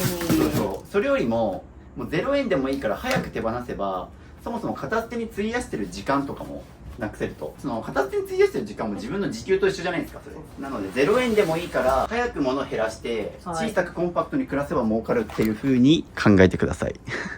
こういう感じで早速今もうジモティーで出品してもらってます。だからまあ今回マコさんの宿題は今回この3日間を通じて物を減らすのもそうなんですけど、何でもかんでも売ろうとしてしまう癖があるから、それを強制してる。そうだね。それを言わはったんが唯一渋さんやったから共感してんのにまた売ろうとしてました。そうです。なんかこれセンチとか測らなダメなんですよね。まあそうですね。これ測った方がいいな。iPhone のアプリでもいいです。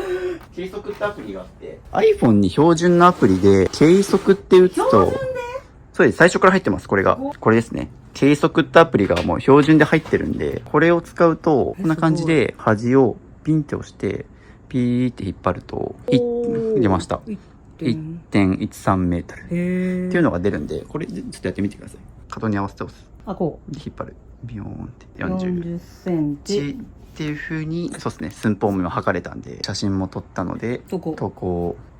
はい、投稿完了って感じで、時刻は15時なので、4分どうやろな。じゃあこれ運びますか。まあもう20年ぐらい使って20年使ったらもうごめんご苦労ですよ。まあこれもジモティーで次の人に使ってもらえますから。いやでもこれを手放せるのを記録できてよかったです。はい、もうまあちゃんと動画として思い出も残ってるんで。そうですね。行ってきます。行ってきます。大丈夫？もろもろ片付け終わりまして、まあ、床もだいぶはい。空きまして、はいこうなりました。すごい。ややごちゃっと感は正直あるんですけど、衣装ケース7個減って、ゴミ袋ももう多分12個ぐらい出てるんで、だいぶ減らせましたね。はい。どうですか、これが自分のマーコさんの全体量です。あ、めっちゃいいです。はいコーディネートがすごいしやすいですね。パッと見て、うんあれとあれ合わせようとか、今まで思わへんかったやつ思い浮かんだりとか。トップスとかアウターは全部もう吊るしてます。オールシーズンで。パジャマとか、あと運動着、下着、靴下は全部下に入れてます。スノーボードウェアとかも全部ね。っていう感じで今こんだけあれば足ります。すごーい。多分まだ一応3日あるんで、多分明日、明後日生活していくうちもうちょっとは減らせると思います。はい。いらないかもと思えるものが出てくるかも。でも初日でここまで減らせたならまあいいでしょう。見違いありましたね。これで開けてもらっても恥ずかしくないですね。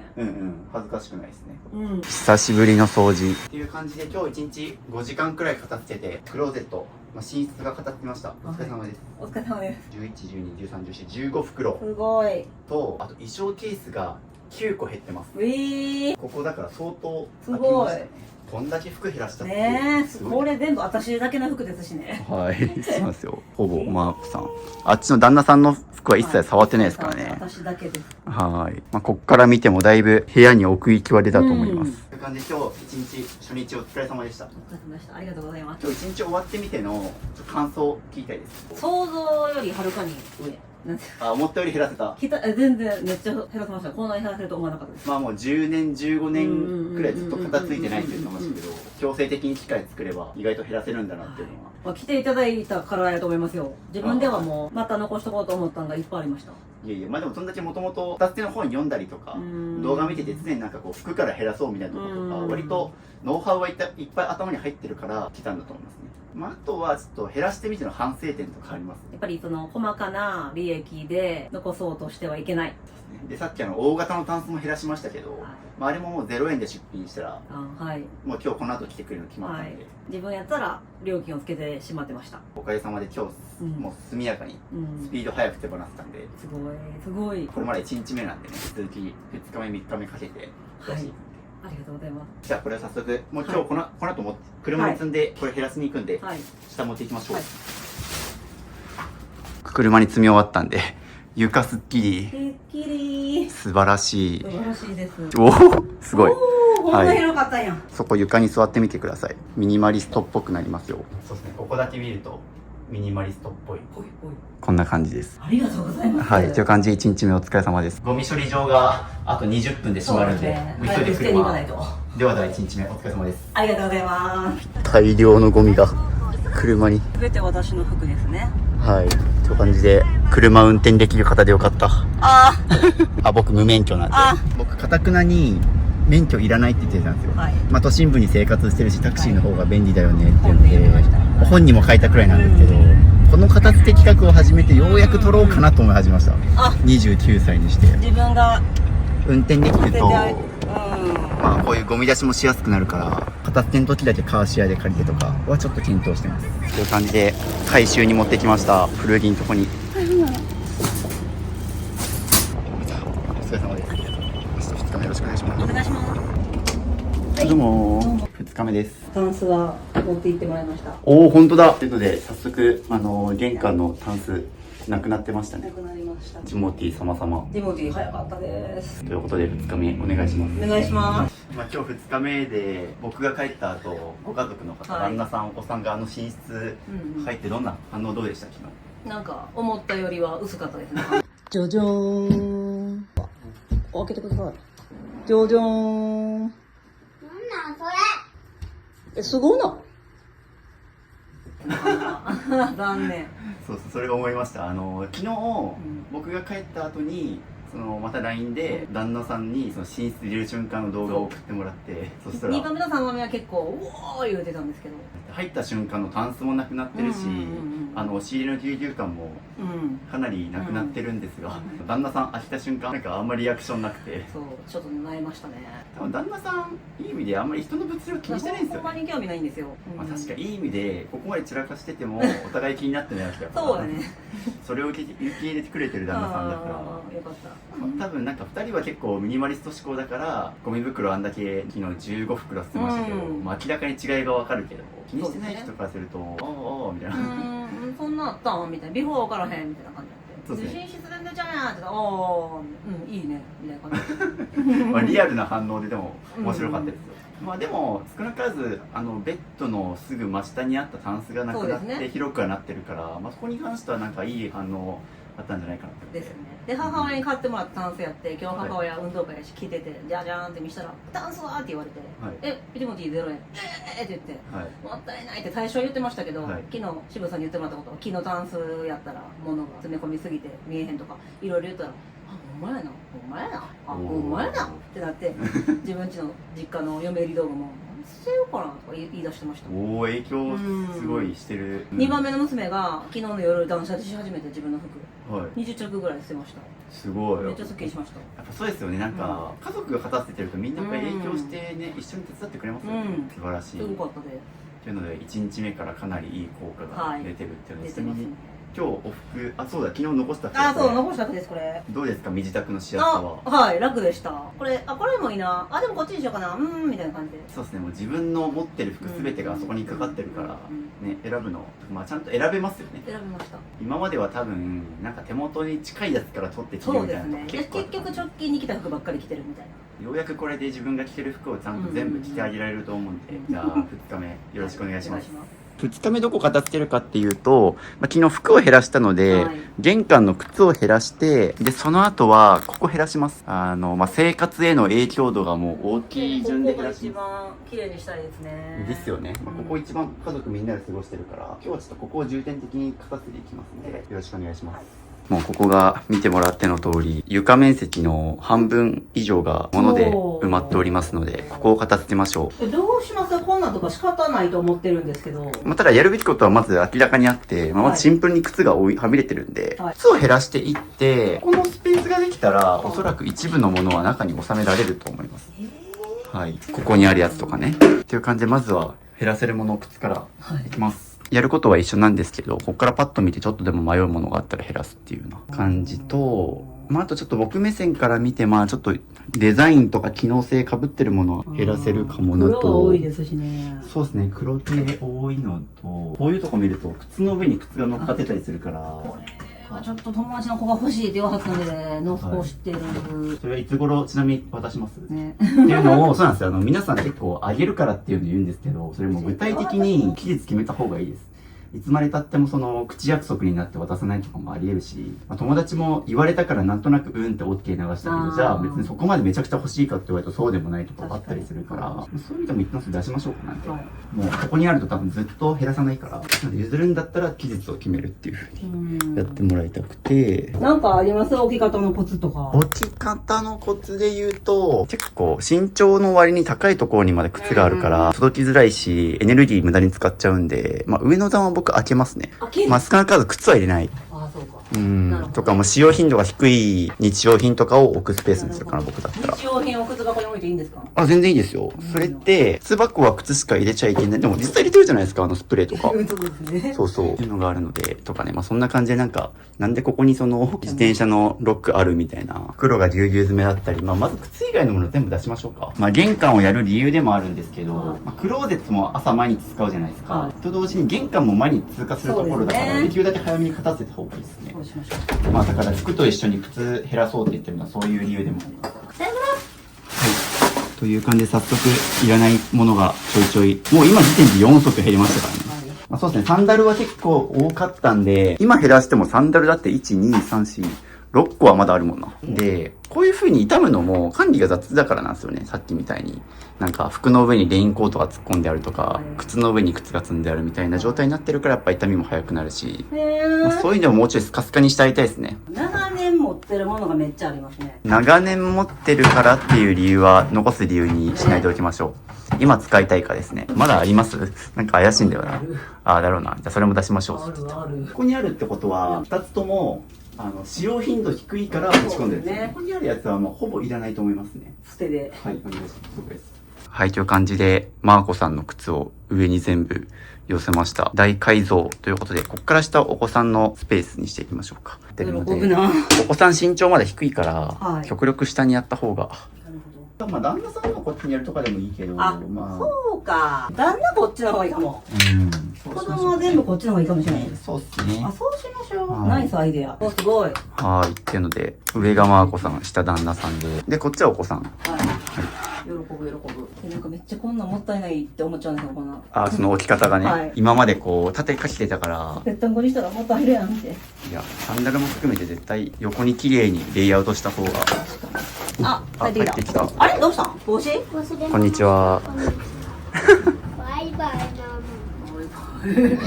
一瞬で去ってった。という感じでお子さんが嵐のように去っていきましたが。まあ今折りたたみ傘が手元に5本あるんですよ。日本でいいか。 5本はさすがにいらないから、3本狭。はい。まあ、取り出すのがめんどくさい外履き用のはすぐ履けるように下に置きっぱにして。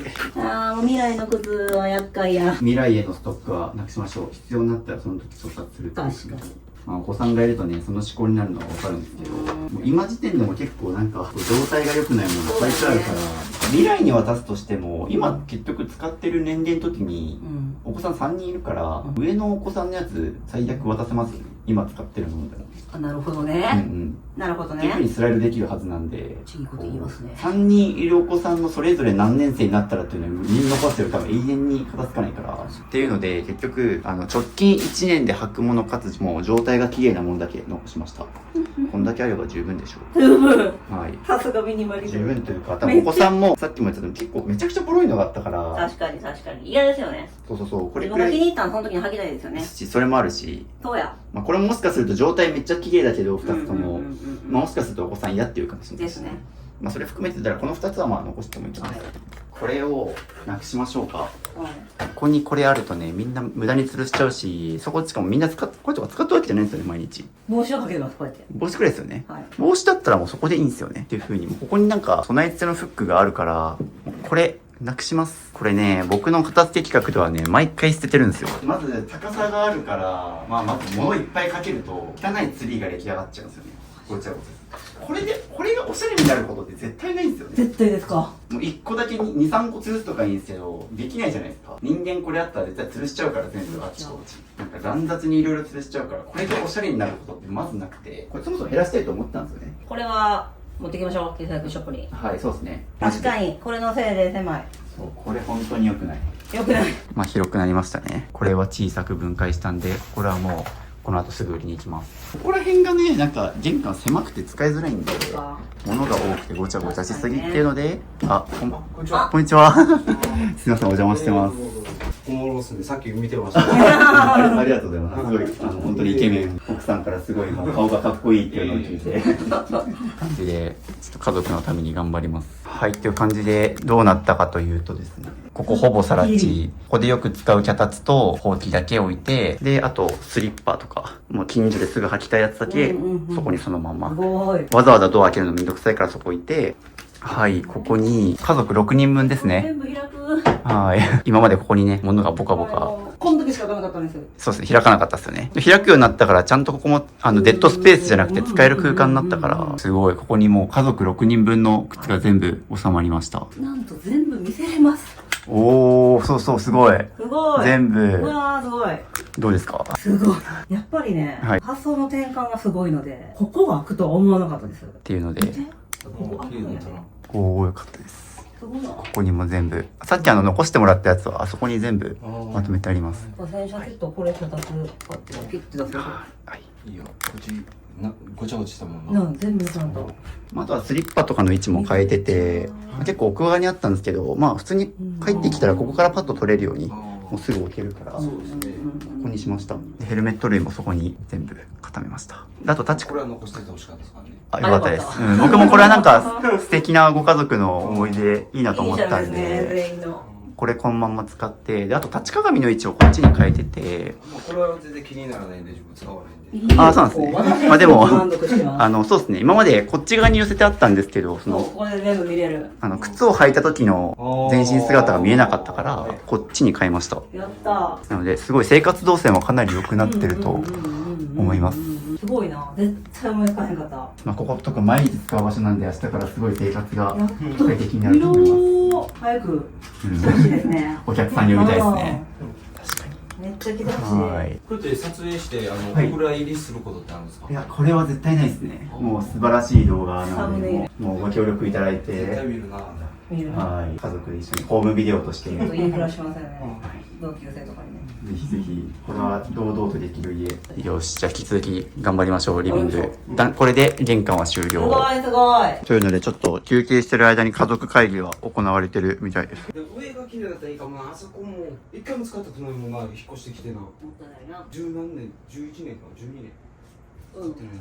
ほんならそれだけ分ずっと溜まってるってことですかね。12年分ぐらいの何かが。そうですね。で、それこそ今抱えてらっしゃるお子さんも増えるから、そこは絶対子供部屋にしないともったいないなと思ったので頑張ります。ゆうさん子供にめっちゃ優しいですね。僕、子供は好きですよ。すごい子供のことを第一優先に考えてる。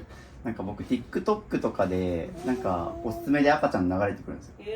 そういうの見るのは好きですね。不規則な動きするから面白いなと思ってじゃあやりましょうか。私がもし渋さんやったら、ちょっとこの家無理です、ここ無理ですって言います。僕に不可能はないんで頑張ります一番最初やっぱり、ご家族のものもそうなんですけど、やっぱマーコさん自身のものが多いんで、あそこっすね。あそこにいつもなんか布をかぶせて隠してるって言ってたんで。隠してるな、いつも。そうなんですね。よく見てる本当にかけてるんですね。見てるねんでね。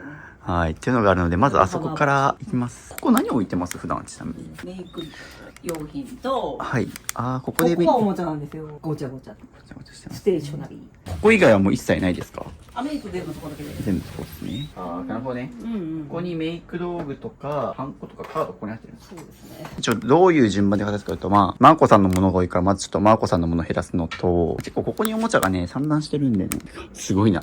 おもちゃがあそことかすごいテーブルの下、ボンってぎゅうぎゅうにすごいですよ。詰まってたりはし全部います。るらしいです。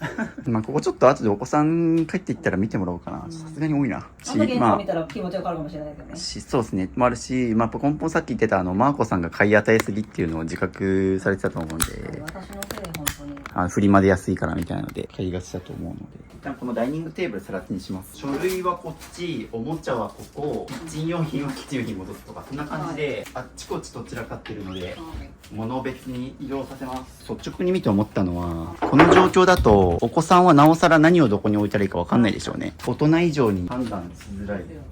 なんか、一つ気になったのは、あと、ここ、マーコさんがここでメイクしてるんだけど、その下におもちゃボックスがあるから、お子さんからすると立ち寄りづらい位置だと思うし、おもちゃも見えない形で収納してるから、これもまた良くないですね。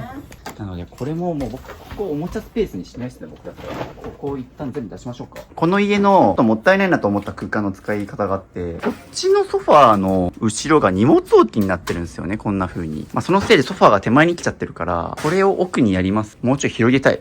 そうですか。メルカリで出品してるやつなんですよ。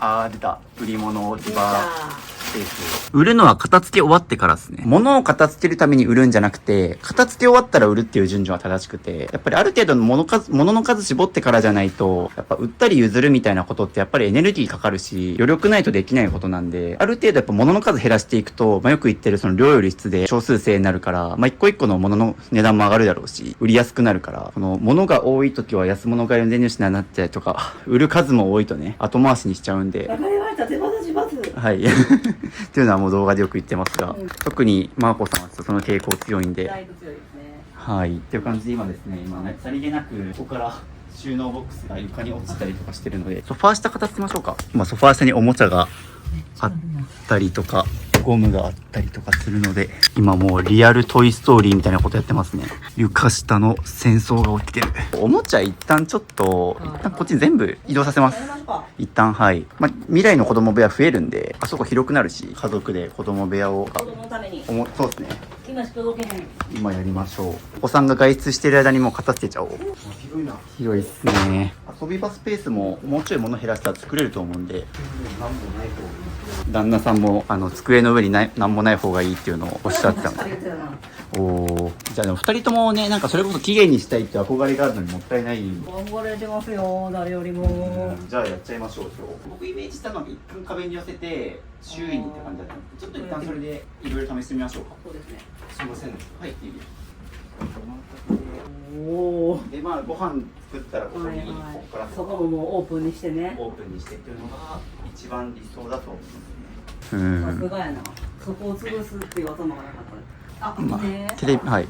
うるさくて起きるんですよ。なるほど。テレビそっちにしましょうか。ね、すごい。すごい。収納の全出しならぬ部屋の全出しやってるんで。いいよ、いい家やんか。全出しとかやろうと思わんねんな。なあ。僕もちょっと部屋の全出しやったの初めてだからな。お前さ、やってよかったです。着々と床が開いてきてます。これがなんか、これが一緒なんですよね。そう、我が家と一緒なんですよ。カーテンとか渋けん、ほら。テレビを一緒に。あ、テレビは持ってます。ありがとうございます。力持ち。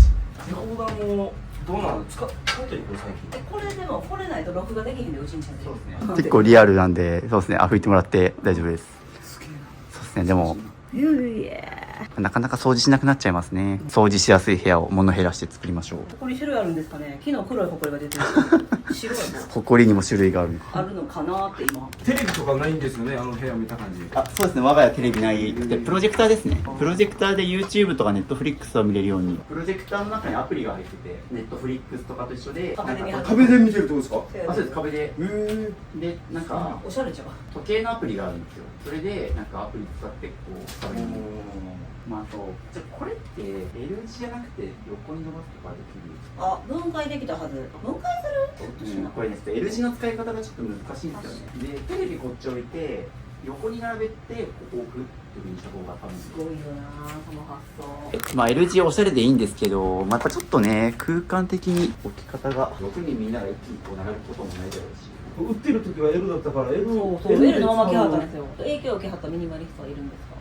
四隅大輔さんっていう方がいて、もともとミニマリストというよりは音楽プロデューサーで有名な方で、ケミストリーとか平井堅とか綾香とか CD2000 万枚売ってるみたいな方で、その方のミニマリスト本読んで僕ハマったので、すごい分解でした。ありがとうございます。ホコリが多分ね、こういうところがたまるんですよね、このジョイント部分。ほんまに映されたくない、一番。皆さんどの家庭も多分やってないだけで溜まってると思います。はい、ありのままやらせなしで全部なんで。同等でも使えたな、分解したら。ほんまや、すごこういうレイアウトでいこうかな。イメージはこんな感じ、家具の配置は。ここにダイニングテーブル、あそこも片付けてご飯取り出しやすいようにするので、なので、ちょっとマーコさんのこのスペースを片付けます。広いんだね、でもやっぱ。広いですね。はい。この台を撤去。テーブルは、家族6人分だから知らないけど、っていう感じで、ここも全部なくしました。入ってきた時一番目に入るしな、ここは。確かに。っていう感じで、マック飲みながら休憩されてますが、着々と改造中ですが、僕今まで YouTube 撮った中で一番改造してますね。ありがとうございます。素晴らしい動画。人生変わるレベルの片付けをやってますね。ここの片付けやっていきます。思い出の写真は。隠すためにはい。置いてたんですよね。なるほどね。いいじゃないですか。すっきりした。すごい。うちんちじゃないみたい。で、入ってきた時も、あそこに写真があるから、めっちゃいいよ。目が行くし、いいと思いますよ。いいですね。こういう配置にしていきましょ最高です。う。もう理想形はこれなんで、理想の生活に出てこないものは減らすっていうような考え方。今後はご飯食べたらそのままポンと置けば、ね。食器洗いも楽になる。前片付けた方で、お子さんがなんかご飯食べてもなんか食器を戻してくれないっていうご家庭がいたんですけど、片付けた後お子さん勝手に戻すようになったから、ここに置くだけでいいですもんね遅れてもいいから、動線が明快になりました。っていう感じで今ちょっと細々としたものを、マーコさんメイク用品とか見てもらってるんですけど、この棚のこのスペースだけがなんか旦那さんのものらしくて、ここを見てもらおうかなと。そうするとあと残りマーコさんのものだけなんで、あれ撤去するか違う使い道考えるかできるので、ここはどういったものを入れていらっしゃいます？なんでしょうね、これ。とりあえずとりあえずボックスですね、多分。はい、すいません。まさにそれになってます。っていうと、アドバイスとしては、つまり書類が結構ありそうなので、書類と日用品で分けるのがいいかなと思いますね。見直したら多分全部ゴミになるんですけど。なんそれ。それあれですね。いつ作って何のために作ったかもわからないような。auPay のカードですね。来てから一切変わってないってことですね、これ。これしかも、ご入会日2022年5月なんで、2年前なんですよね。だから2年間1回も使わずにここに貼ったまま。ですよね。なんでこれなん作ったのかな。だったらもうこれ、切って破棄して大丈夫です。ですね。はい。しかもこれ、ご利用開始の手続きしないとカード使えませんって書いてるから。多分、登録したら何かもらえるとかでやったんですかね。だからそれすらも登録もしてないだろうから、ですね。切っちゃって大丈夫です。そうですね、今後はハサミがどこにあるかもちょっと多分把握できるようにしますという感じで、カードは今ハサミでチョキチョキしてもらってます。まだだ、これも発行したまま使ってないカード、これを使わずに生活できてきてるんでですね。はい、もうこれも処分しちゃいましょうか。痛み伴うわはい、ちょっと反省しながら減らしてもらいたいですね。メイク用品とかも多分もう買って使い切れてないやつとかいっぱいあると思うんで。っていうので、もうカードも細かく切って処分。迷ったら捨てるとかなんですかね。まさにおっしゃる通り。そうなんいるかどうかでパッと取って迷ったら使わないので。いると思ったらそここち置いてしまいますか。ですよ。もう体がもう無意識的にそう動くと思うんで。あるあるですね。最近ね、私のガラケーを捨てにドコモに行ったんですよ。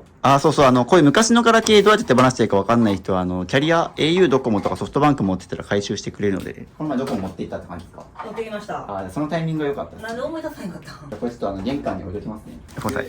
売りに行っても何十円とかだったらもう捨てた方がいいってことですね。そうです。すごいもう旦那さんも僕の YouTube 見てくださってるから、そこが染みついてる感じします。主張してる側が一番実践できてないっていう。そうですね。人のことはできるんですけど。だからノウハウだけはあるけど、そうこれ怖いねんでって言うんですけど、行動には移る。そうでこうしいやって言うんですけど、それが一番よろしくないですね。最近片付けた方で古いグッチのカバンが18万で売れたところがあったんですよ。今だってグッチ高いもんね。そうなんです。オールドグッチとかやったら。そうで、オールドグッチって言われるようなやつ結構高いんですよ。があるんで、この2つはじゃあ売りましょうか。ちっちゃいし、ここもちょっとアクセサリー系がいっぱいあるんですけど、出てますかって言われてちょっとね。そうつけてないだろうし、つけるとしても上のクローゼットとかに固めといた方がいいですね。いや、つけないですね。もうつけないですね。年いってもうあんまどうでもよくなってきたんで、はい、すごいっていうので、必要なのはじゃあもう本当にここにあるやつです。そうです。これは迷わず残そうと思いました。いいです。であれば OK。多分その一箱に収まると思います。そうですね。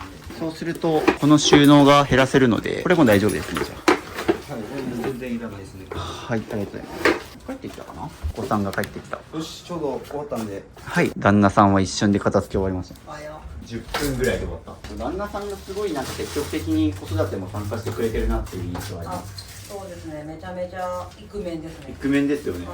お子さん帰ってきて真っ先に迎えに行ったの旦那さんでしょ。という感じで、あとはマーコさん頑張ってください。ハンドクリーム同じですか全部？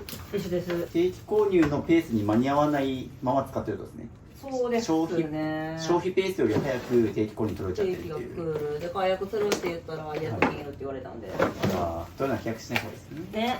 そうやって美容系は儲かってんだろう。テープゾーン。テープゾーン。そう、そんなにテープいります？同じ幅のテープが何種類かありますか？いりますでしょうか？なるほど。この2つはほぼ残ってないんですよ。こっちはまだいっぱいあるんですけど。出ます。じゃあこの2つです。これメルカリ配送用とかですか？そう。なんとなくその匂いはしたけど。メルカリ配送用。いらんなこれ。ですよね。ハンドクリームのストックの中にペンがあるとかもちょっと変なんですよ。なるほどね。絶対分かりづらくなるから。なるほど。文具系は文具系、化粧品のストックはここみたいに風に分けた方が。わかりました。その棚もなくしたいな。違うものに収納した方がいいと思います。これやからですか？そうです。いいあかんって言ってましたもんね。そう、タンスと一緒ですね、これも。なんで、それもなくします。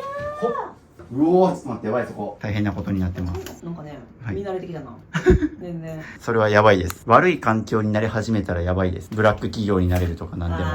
やばい環境が当たり前と思ったら人間はどんどん廃れていきます。上の階にあるこれをここにも置くのが一番いいんですよ。どかしても。あれを持ってきます？そうですねわかりました。どかして持ってくることになるので、ちょっと分かりやすいように今やります？やりましょうか。今みんな言ってるけど、はい即行動なんやね。もう即行動です。後回しにしないっていうので、結構僕この企画でミニマリストにしようっていうね、片付け企画何回もやってるんですけど、これは一回も捨てたことないな。これはどの家庭に行っても使うの推奨します。中身見えるし、キャスターで転がせるし、なので木のやつはなくしてあれにします。なのでそこに収まるように頑張って減らしましょうか。丸見えですけどね。丸見えで大丈夫だし、丸見えにしとくともうそれ以上散らかそうと思わないんで、ごちゃごちゃまた物が増えて散らかってきたら減らそうと思えるし、残量の把握もしやすいから、旦那さんが見に来てくれました。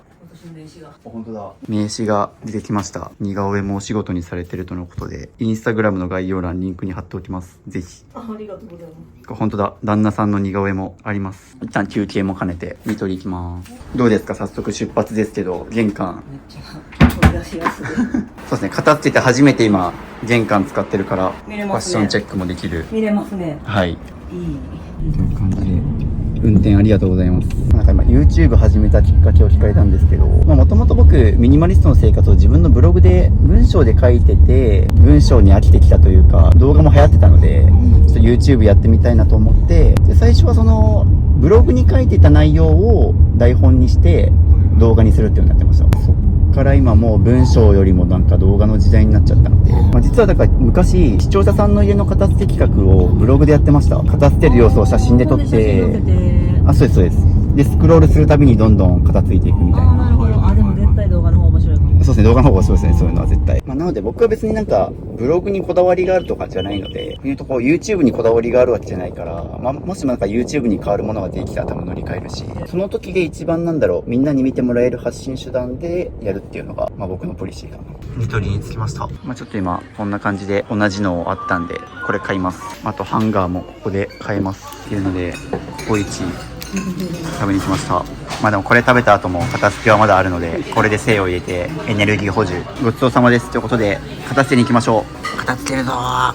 おーはい、という感じで家に帰ってきたんですけど、すっきりですね。いうか、家族3人通過できるっていうのは多分、すごい。レツくんですかね。そうです、レレツくん。レツの子供部屋作るぞ。やったー。ということで時刻は19時半。終電までやります、今日は。ニトリのこれと買ったんで、これに収めていこう。レツ、床を歩けるぞ。いやー。ほっちレツ、お前の将来の子供部屋作るぞ。ミニマリストになりますって言って。ミニマリストベイビーです。夜は長いですよ、ここから。ほんまですね。終電まであと4時間ぐらいかな。4時間がいる間に。という感じで家族総出で作業です。旦那さんの力もあって2つ完成。じゃあ必要だった文房具ください。家族が共用で使うのはこっちにしましょうか。文房具とこま回したやつ。こっちはマーコさん専用のメイクを入れる系にするので、家族の共用のリモコンとかここに置いときましょうっていう感じで、こういうちょっと文房具類多いんで、ハサミ家に何本あるっていう感じでもう今すでに4本はあるな。家族6人ですけど3本もあればいいんじゃないですか。カッターもあるしな。文房具全部ここに固めたので、用途別に。で、家族6人だから1人赤ちゃんでしょ。同じ種類のもの3つあればいいんじゃないですか。3つ。3つ。5人が一緒に使うことないでしょ。そうですね。これいいもんね。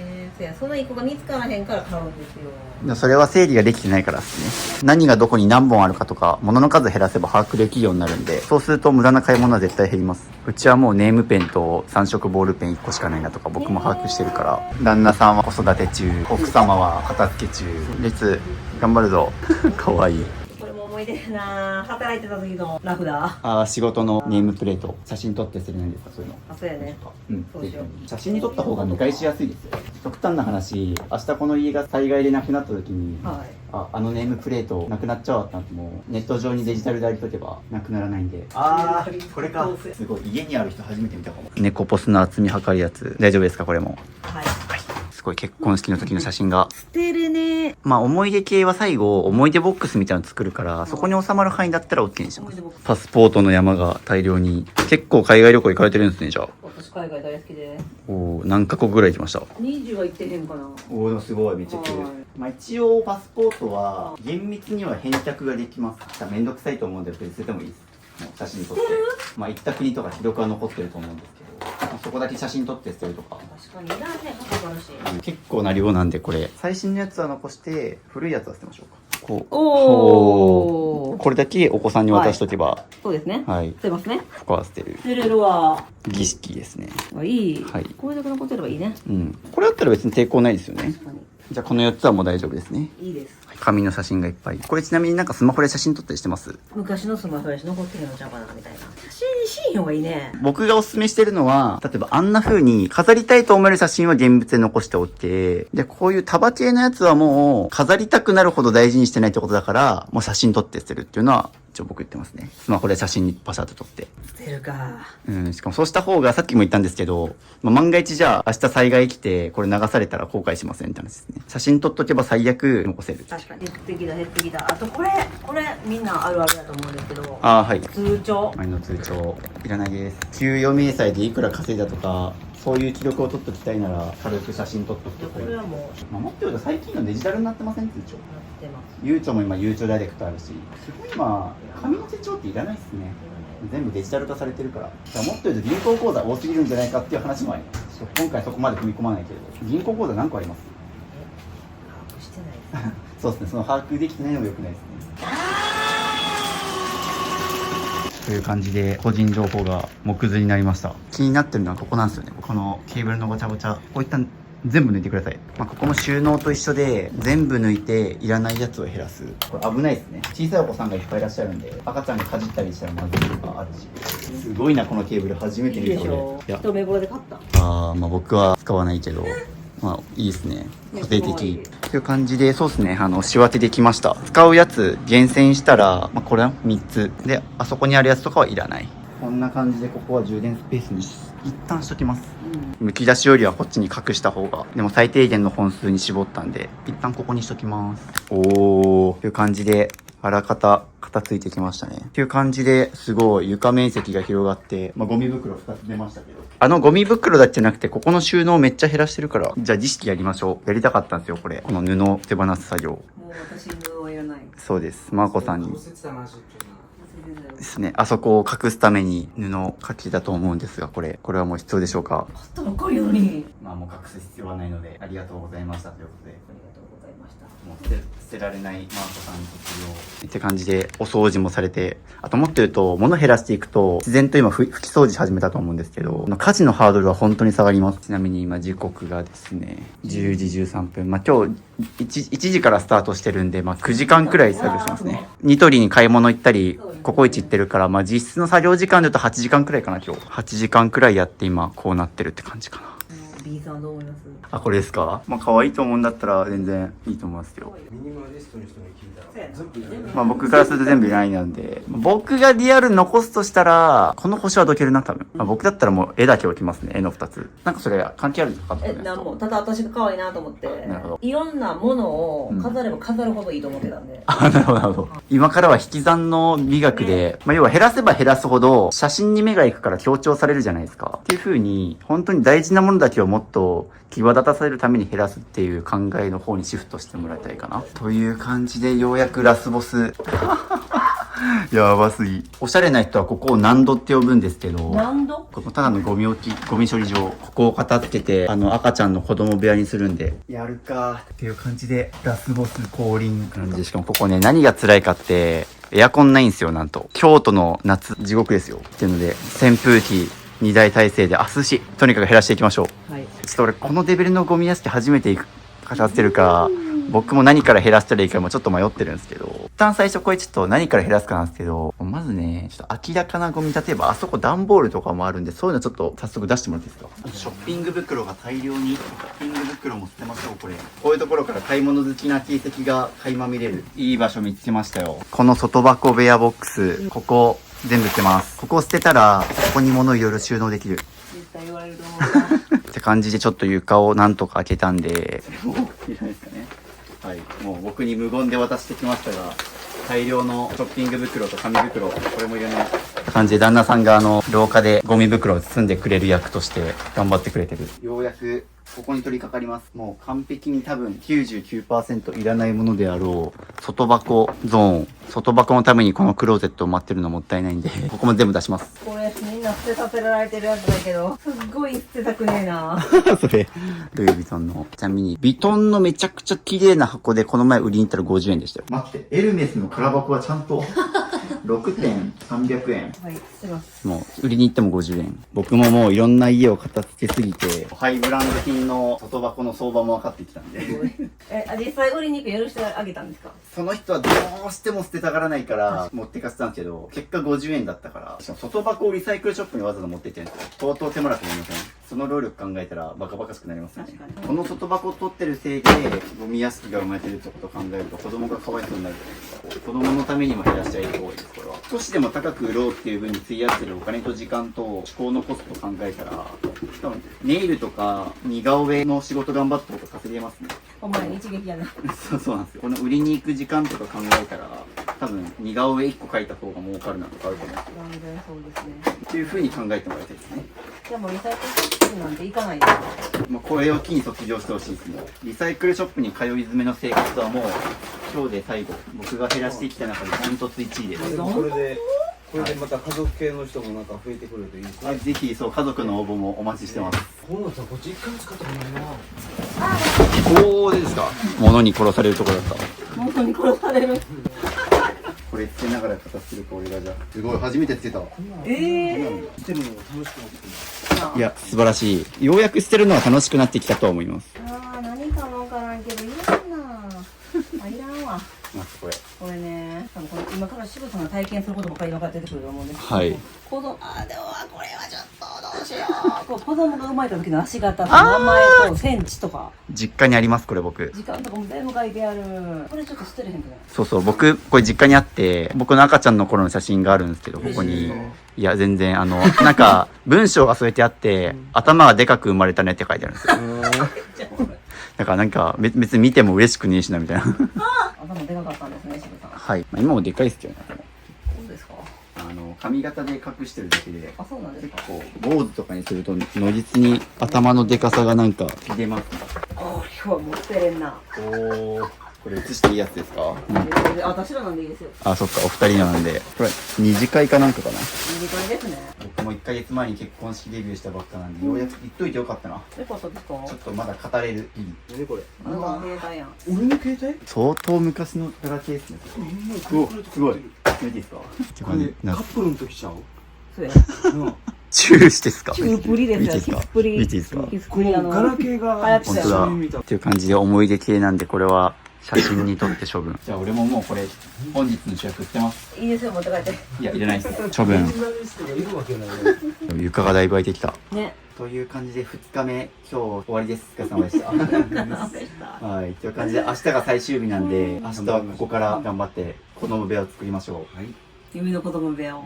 という感じで今日はなんだかんだ込み込みで11時半まで終電ギリギリまでやったんで何時間でした？ 1時スタートでしたんで10時間半まあちょっと買い物行ったりココイチ食べたり休憩してるんでまあ実質の作業時間はまあ9時間ちょっとくらいって感じでお疲れ様でした。旦那が、はいそうですね、旦那さんが活性してくれたんでめっちゃ助かった、じゃあ2日目お疲れ様でした。ありがとうございます。お知らせです。ミニマリスト支部の LINE を追加するとなんと無料で YouTube 未公開の片付け動画やルームツアー動画5本、スマホのホーム画面が綺麗に片付くアプリアイコン画像150個と壁紙セット、物を手放すか迷った時の30の質問リスト、ミニマリスト支部と1対1でズームできる相談会、インテリアの参考になるミニマリスト部屋のリンク集など、他にも計10個の特典を無料プレゼントしています。配布は予告なく終了する可能性があるので受け取りをお早めに。概要欄のリンクか QR コードから登録お待ちしてます。おはようございます。おはようございます。ということで3日目です。今日も鮮やかですね。あ、はい、鮮やかです。ということで3日目よろしくお願いします。よろしくお願いします。ということでどうでしょうか。昨日ここで過ごしてみてどうでした？よかったです。これをキープできるように頑張りましょう。という感じですごいカメラセッティング中も黙々と作業してるって素晴らしい。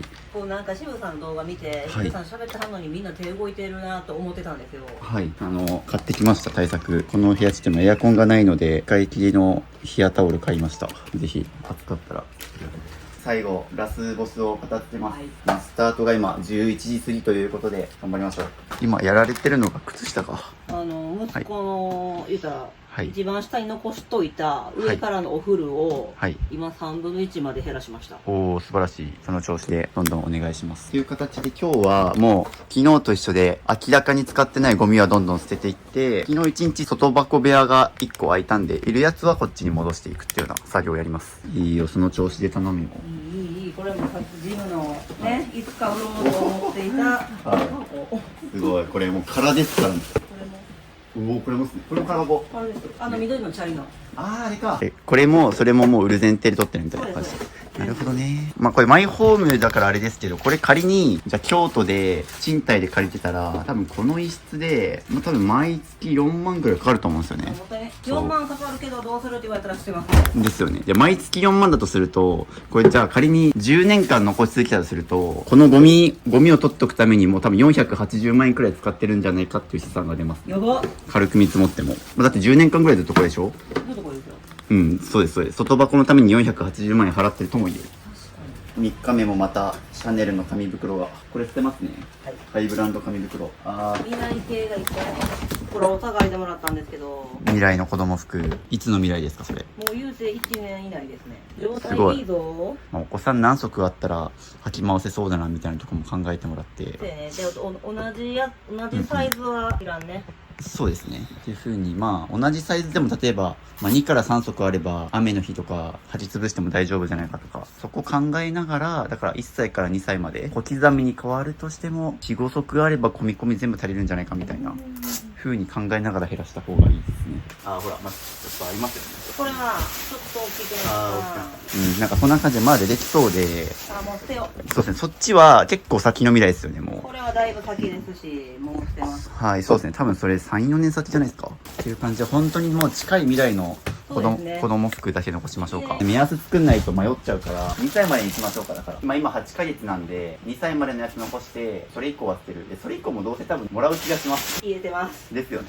結構ママ友とか知り合いの方もいっぱいいますよね。そうですね。 2歳まで、それ以降は捨てる。いいですね。っていう感じで、着々と。じゃあもうこれが本当に2歳までの残したやつですね。そうですね。今があかんな。フリマで買うの禁止しましょうか。フリマに行かない方がいいですね。ですね。とかもう必要なものは十分にあるから、お金の使い方もちょっと考えた方がいいと思います。買い物が趣味っていうのが良くないですかね、その点で言うと。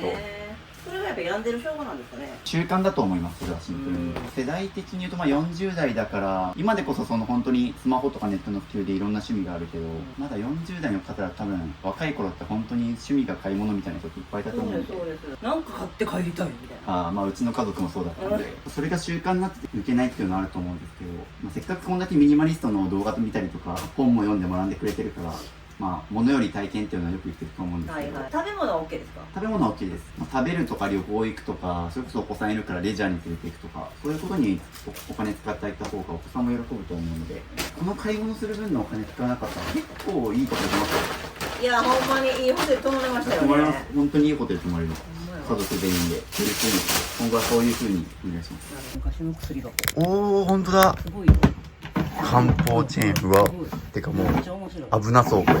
完全危ないんですけど、はいレトロ大好きで私あのレトロ大好きなのをー、はい。知ってくれてる友達が実家掃除してたら、断捨離してたら出てきたしくれたんですよ。ただ昔こんな風がずい、うわ、本当だ。すごいこれ。面白いでしょ。なんか逆に流行りそう今。そう。すごい。じゃあこれ期限いつだ？わからん。期間が謎の暗号なんだけど。すごい。いいでしょこれ。超テンション上がる。昭和って感じ。すごい可愛い。1990年って書いてるけど。だって今2024年なんだ。34年前とかすると思う。はい。30年以上前のものですね、これ。まあ、これじゃあ捨てましょうか。欲しいんだったら外の収納だけかな。中身のさ、外は逆にいらない。あ、じゃあ捨てましょう。すごい。1989年です。配置期限。これ35年前です。期限切れてます。すごい。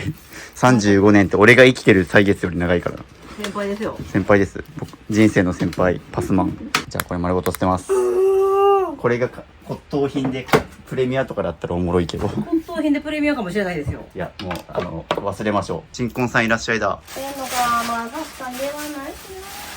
これも実際書いた人をこう、おー、なるほど。捨てます。はい、捨てます。それ仕事部屋めっちゃ圧迫する場所取るし、再開するにしても絶対作り直さないといけないんで、現場の活動する予定もないっておっしゃってたんで。そうやな。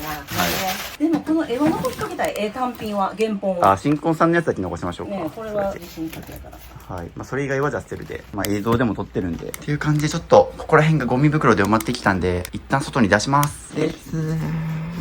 おはよう。おはよう。大量の紙資源ゴミをここに入れてもらってます。ありがとうございます。っていう感じで、これは写真に撮って処分です。その出てきた。その、一人だけ見つからなかったんですよ。バッテリーなんだ。いや、いらないっすね。モバイルバッテリー。僕いらないっすよ。自分の持ってるもん。まあ、やっぱりあげる癖が染みついてますね。こう。新品やったらね。そう、新品やったら人にあげようみたいな。別に新品でも俺いらんしな。モバイルバッテリー取ってたやんっていう。はい。別になんか、あればあるほどいいとも思わないから、モバイルバッテリーって。まあ僕とか特にそうなんですけど、そのモバイルバッテリー1個取っても、なんか充電出力とかサイズとかめちゃくちゃこだわって選んでるから、基本人からもらってもいらねえってなってますよ。っていうのは僕に限らず多分人それぞれこだわりってあると思うから、はい。出てきた、思い出ばっかり。おお、すごい。1ヶ月ごとの写真が。なるほどね。1ヶ月、2ヶ月、3ヶ月みたいな時計回りで1年間。これがめっちゃ不思議と、はい。 2人目は4ヶ月で終わりました。あ、これ記録がめんどくさくなったやつだ。絶対、途中から。 3人目は1ヶ月で終わりました。最初は楽しかったんでしょうね、多分。で、4人目はない。 4人目。 4人目はない。 4人目ついに消えた。ついに消えた。じゃあ、これはどうします？これだけ。まあ、少なからず未完成のやつはいらなくないですか？いらんんですよ。かさばるし、飾ることもないし。かさばるし、まあ今、ちゃんとこれ、カットせずに動画でも使うんで、思い出としては残ってますよ。1人目はコンプリート欲しいかな。あ、じゃあ、こんだけ。これコンプリートしてません。はい、じゃあ、それだけ。いいですそうすると他の子供がなんかで、かかわいそうわいそうですよね。なんか大事にされてないのかなみたいに、この事実を知ると。どうしよう。ここまで行ってんのに。なんか僕の価値観だと、4人全部あったらまたわかるけど、なんか未完の子たちがいるから逆にかわいそう。確かに未完ですよね。なんか他の子供たちから見たら、なんでその第一子の子だけちゃんと殺してて他やってくれないのっていうふうに僕は思っちゃう。 1人目だからだよって今。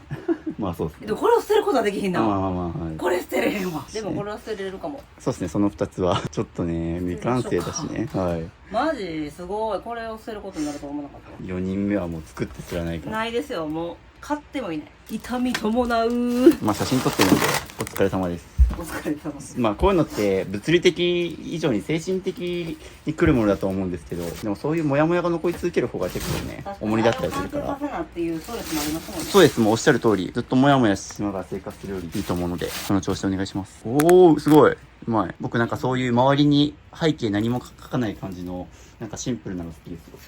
これは撮っときます？取っときますね。なんか、ちょっと思い出系の箱作りましょうかね、このタイミングで。思い出はやっぱり。この範囲は残していいっていう感じでいつも決めて残してもらってるんですけど、一旦なのでその段ボールに収まる範囲にしましょうかね。確か絵のタッチがだいぶ違う。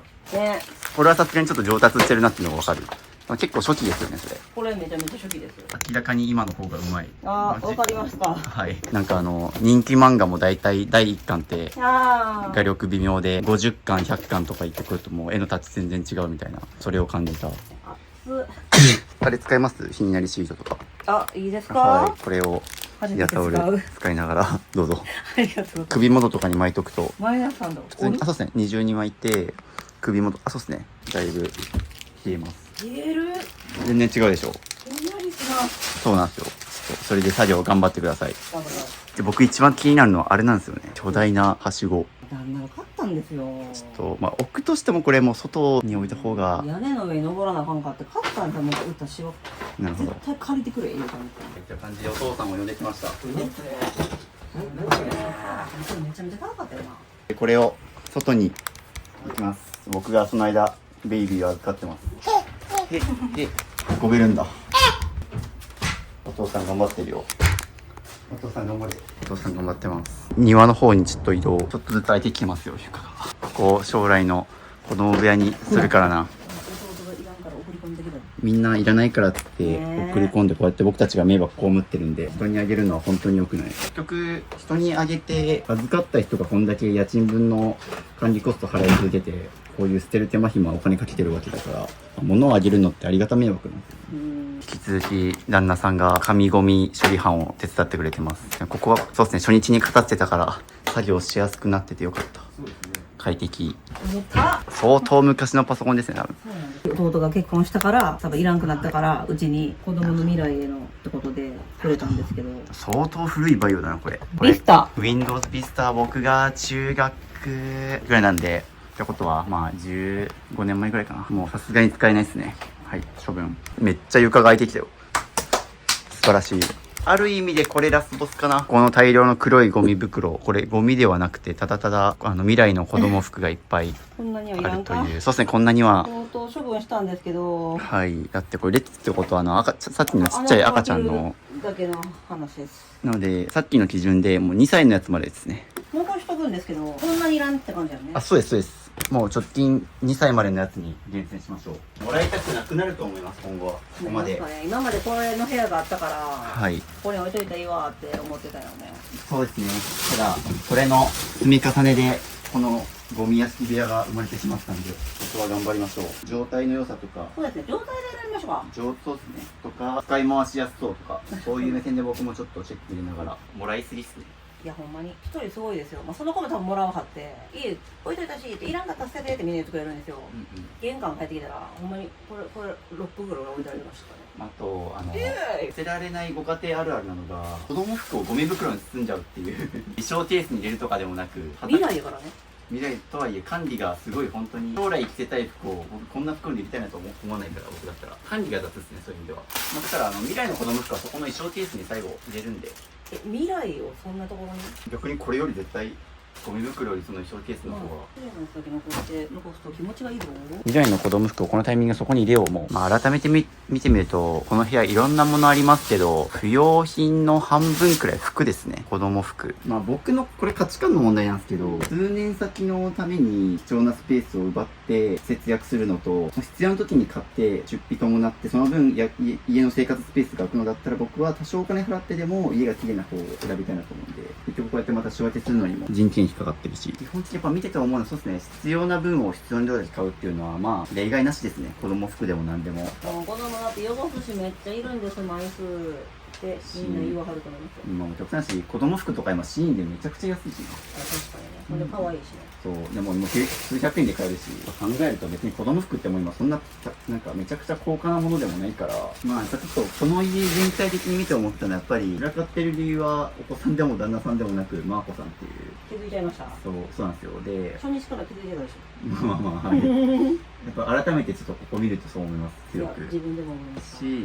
お子さんのおもちゃが結構捨てたら子供が怒るみたいなところも、よく言ってる人のものだから捨てないっていう話で言うとなんかちょっと子供甘やかしすぎてるかなって思いますね。おもちゃに関しては特におもちゃ明らかに過剰にあるから要は子供にも捨てさせるってことやらないと結局こうなっちゃうからいい意味で多分お子さんが好きだとは思うんですよ。4人産んでるしそう自分が買ってもらえへんかった反動でめっちゃ買ってあげたい。そう買ってやりたくなるし、捨てさせることもやってないから、そこはでも本当に親御さんがやらないと唯一教育できるのは本当に親御さんだけだから子供のためにもって感じですよね。自分が子供の時どうだっけなっていうのをちょっと振り返ってですね、一応僕も妹含めて4人家族だったんで入れたらここまではちょっとそうですね物多くなかったから。ちなみになんかお子さんのおもちゃとか買う時のなんかルールとかってあるんですか？僕で言うとなんか小学校の時はなんかお小遣いとかあったからお小遣いは毎月ばあばからもらったはってその中で子供が自分で買う分には全然自由ですね。何があっても、おもちゃは明らかにこれお小遣いで買えないと思うから今までは私が完全に全部買い上がる、そうですね。もうなんなら聞いてきてって言ってこれどうそれいるといいじゃないですか。そうですよね。欲しさが言ってわーいって言ってそれが良くないですね。子供が欲しがって買ったってよりはマーコさんからもうこれっつってそしたら当然子供喜ぶからようやくちょっとこの家庭のことが分かってきました。完全に私ですよ。もうだからリサイクルショップで勤めてたから、子供のもんもいっぱい買ってたんですけど、こんなん入ってきて見てみたいなその時ブームのやつこれを許してくれてる旦那さんも優しいですね。旦那がもしもういい加減しろっていうタイプの人やったら多分買ってないですけど全然多分買ってることすら興味ないとか分かったらへんで、なんならよかったねって一緒に笑ってるから明らかにキャパオーバーしてきてるのでそろそろちょっと減らすことを覚えるタイミングですね。ここはね自分もあんまり何も言えないんですよね。先生が悪いって言われるんでなるほどね感じで、着々と減ってきてるんで減ってきましたねという感じでまた一袋出ましたかね。じゃあ一旦ちょっとこれで休憩しましょうか。はい。ラーメン作ってもらってるんですけどいつもラーメンバリカタで頼んでるんで。九州の人でしたね。そうです。福岡なんで30秒ちょっとくらいでもう本当にそれで大丈夫です。癖でこっちから回ってるのに。ああ、そっか。こっちと渡せましたね。ありがとうございます。なんなら激方かもしれない。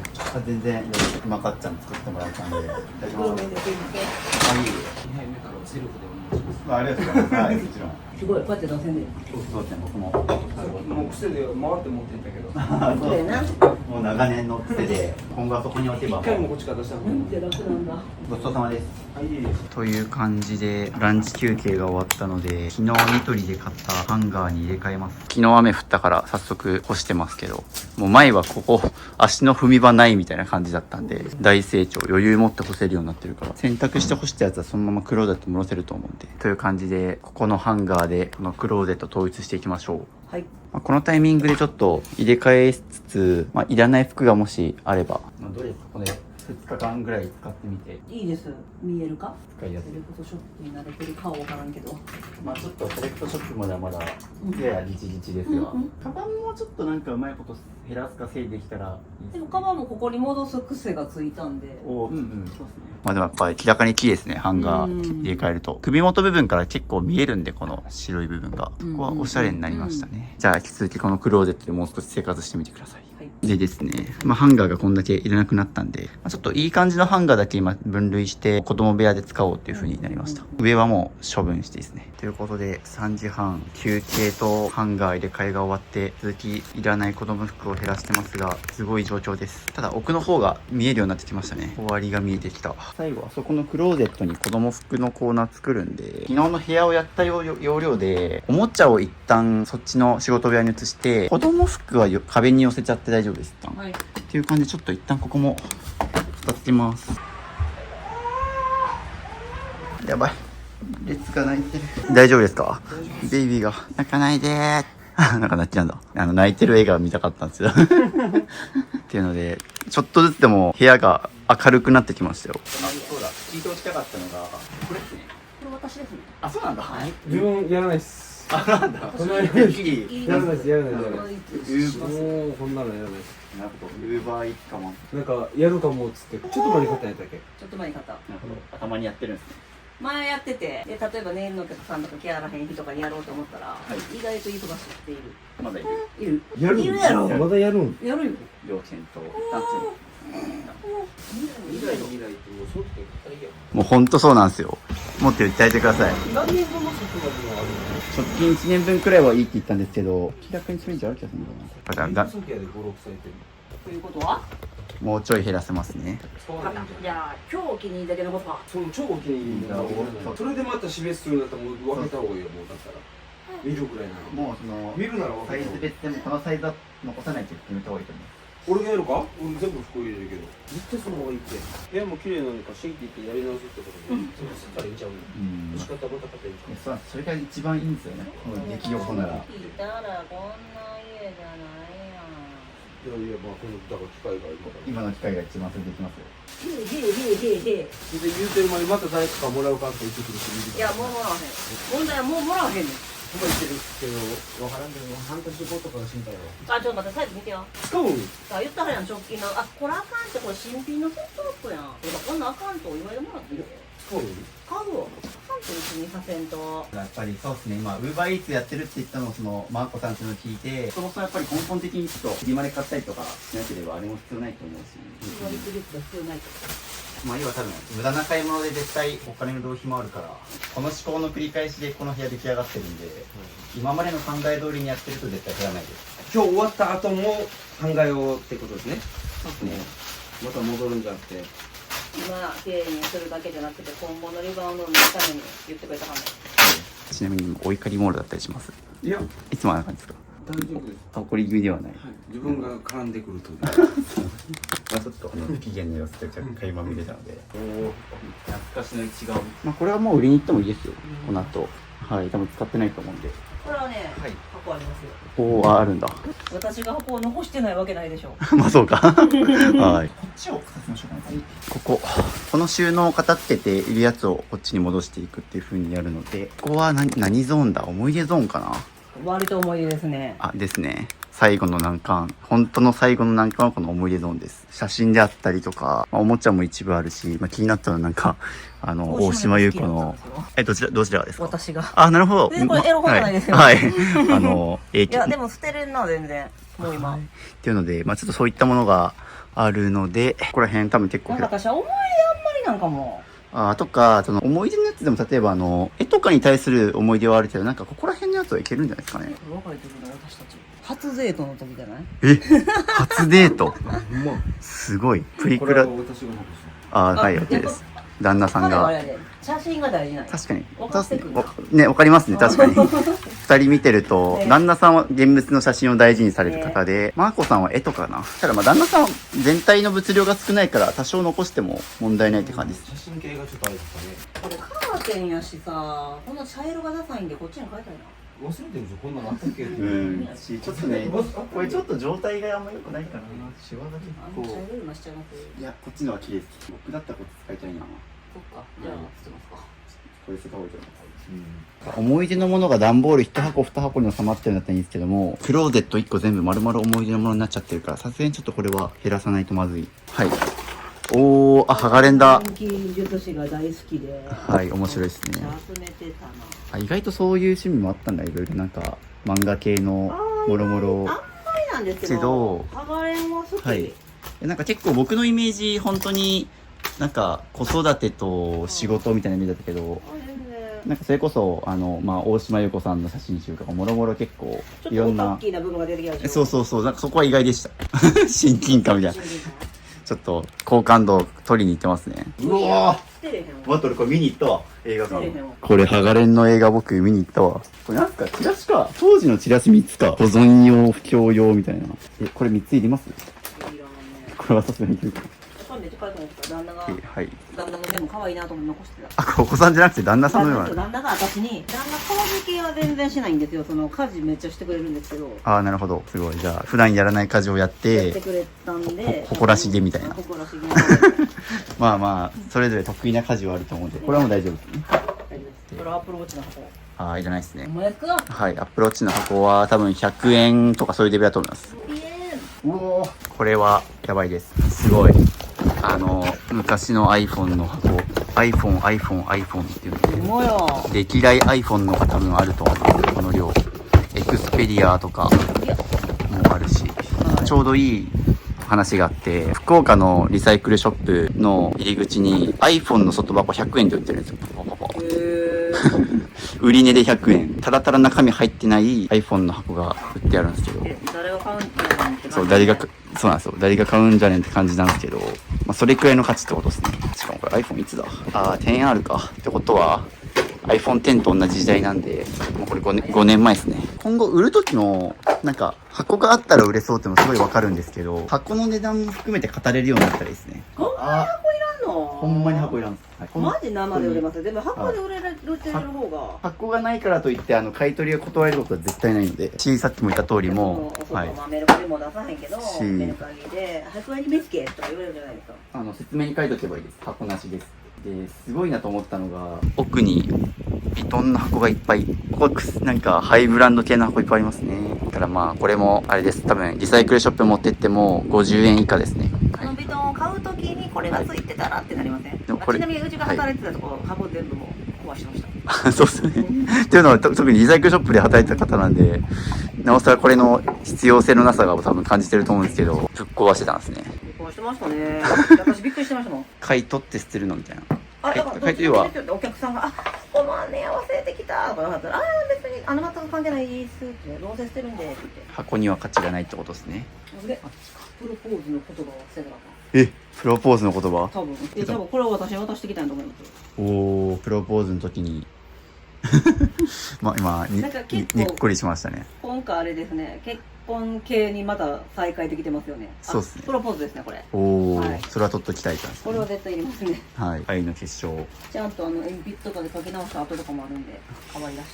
懐かしい。瞬足の説明書。男子小学生の定番ですね。すごい、めっちゃ勢いづいてくる。でも本当に実は上も結構スカスカで、本当に終わり見えてきましたよ。時刻今日も今17時、ちょうど6時間くらいやってるんで。もう5時？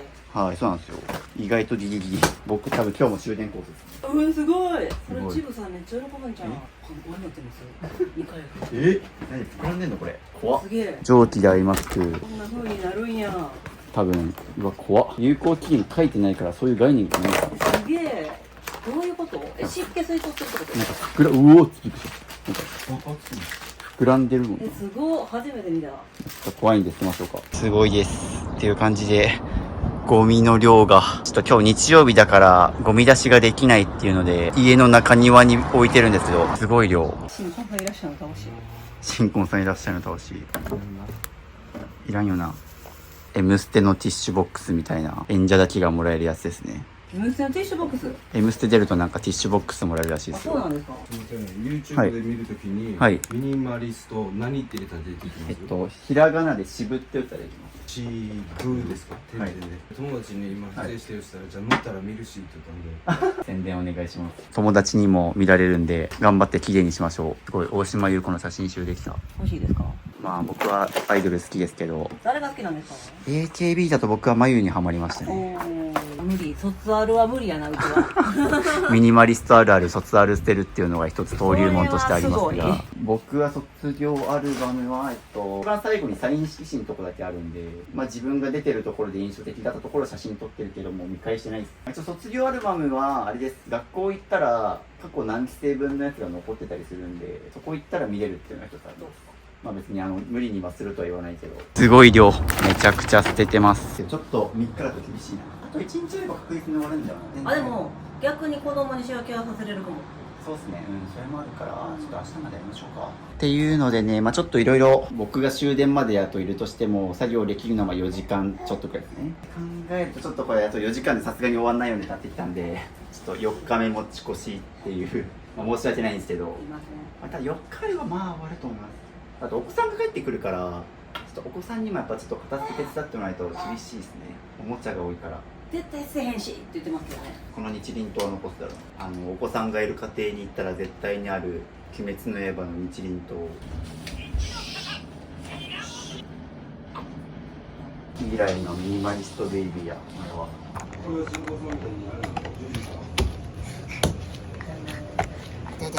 じゃあ iPhone がすごい立てる。歩け。自立し始めた赤ちゃん。はい、という感じでこの空にしたやつにここ子供服ゾーンにします。まあ子供服は一旦ここって感じかなっていう感じで、下にあったおもちゃをこっちに寄せてもらってます。この後お子さんが帰ってくるので、そうですね、ここ片付けた分おもちゃちょっと全部見てもらって、おもちゃがこんだけの量あるっていうのもすごい。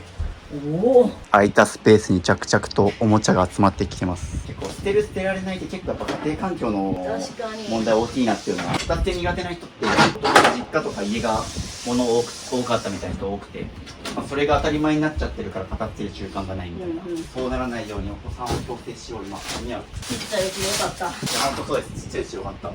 一旦家中にあるおもちゃを全部この空いたスペースに置いて、でお子さんが帰ってきたらこれ見てもらっていらないものは捨てるっていう感じで。この人全部いるって言ったらミニマリストの部屋ではない。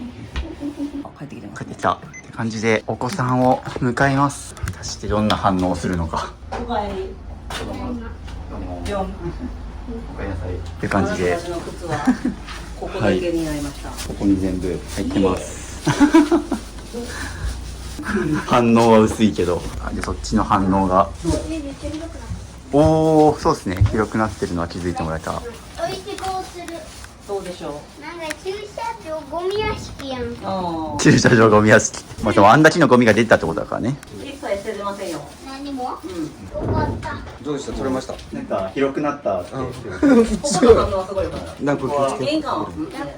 あっちは何にも変わってない。あトランポリン一回したい。トランポリンやる。あ、ここでやる。ビャンビャンビャンビャン。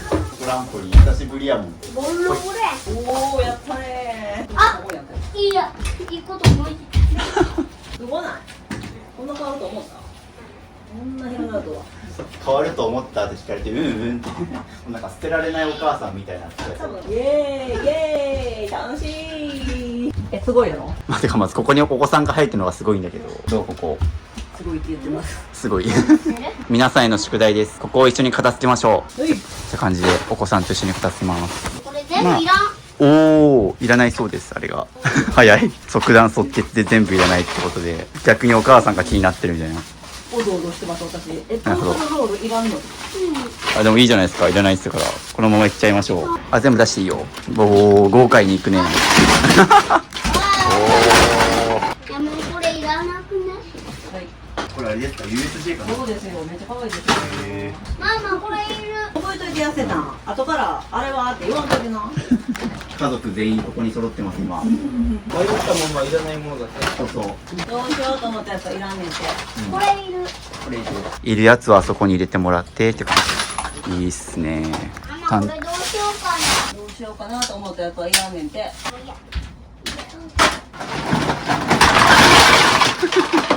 マジか。行くね。頑張れ。頑張れ。ここ片付けたら子供部屋になるから頑張って。ミニマリスト英才教育始まった。懐かしいって言ってますよ。もう久しぶりに見たみたいなおもちゃあるんだろうな。ありがとうございます。というので、旦那さんが晩ご飯を買ってきてくれました。マクドナルドです。子供が片付けてる中、ミニマリスト一人晩ご飯。マクド会が始まった。すごいよ。この部屋でマクド会ができるなんて。まあ確かに。人が入れなかった。いただきます。ゴミ袋1個出ましたね、おもちゃ。すごい。ほんまに言うてんの？私のおもちゃ。嘘でしょ。子供が捨てたおもちゃをお母さんが救出しだしました。お母さんが捨てられないおもちゃだそうです。どこにサイズや無理やわ。そうなんですね。これいいの？また買い直さへんからな、同じおもちゃは。あんなの置いてかれた。親御さんもびっくりのおもちゃが。めっちゃ減りましたよ。すごい。順調に減ってますね。カスタムロボ。はははは。トランスフォーマー。トランスフォーマー。今のちっちゃい子でトランスフォーマー知ってるんですか？だから YouTube で何でも知ってますよ。もう昔の仮面ライダーも知ってるし。すごいな。ついに奥が掃除機できるようになったっていう感じ。もともと入れやつ入れてもらったんですけど、ちょっとダブルチェックしてもう一回やったらやっぱりもう少し減らしてくれてるんで、二重でチェックさせるのは大事ですね。みんな聞いて。入れたやつあるじゃん。今から遊びたいやつ教えて。今から遊びたいのと明日遊びたいやつ。なんで？下に持っていく。今遊ぶのこれと、これすぐ遊びたいやつ、そういうのっていう形で、ピンク色のやつに、一軍ですね。多分今から遊びたいっていうやつはもう本当にお気に入りのおもちゃだから、あれに入れてもらって下に持っていく。すごい、床開きましたよ、めっちゃ。はいって感じで、もともとあったこれを敷きます。これもともとあったの？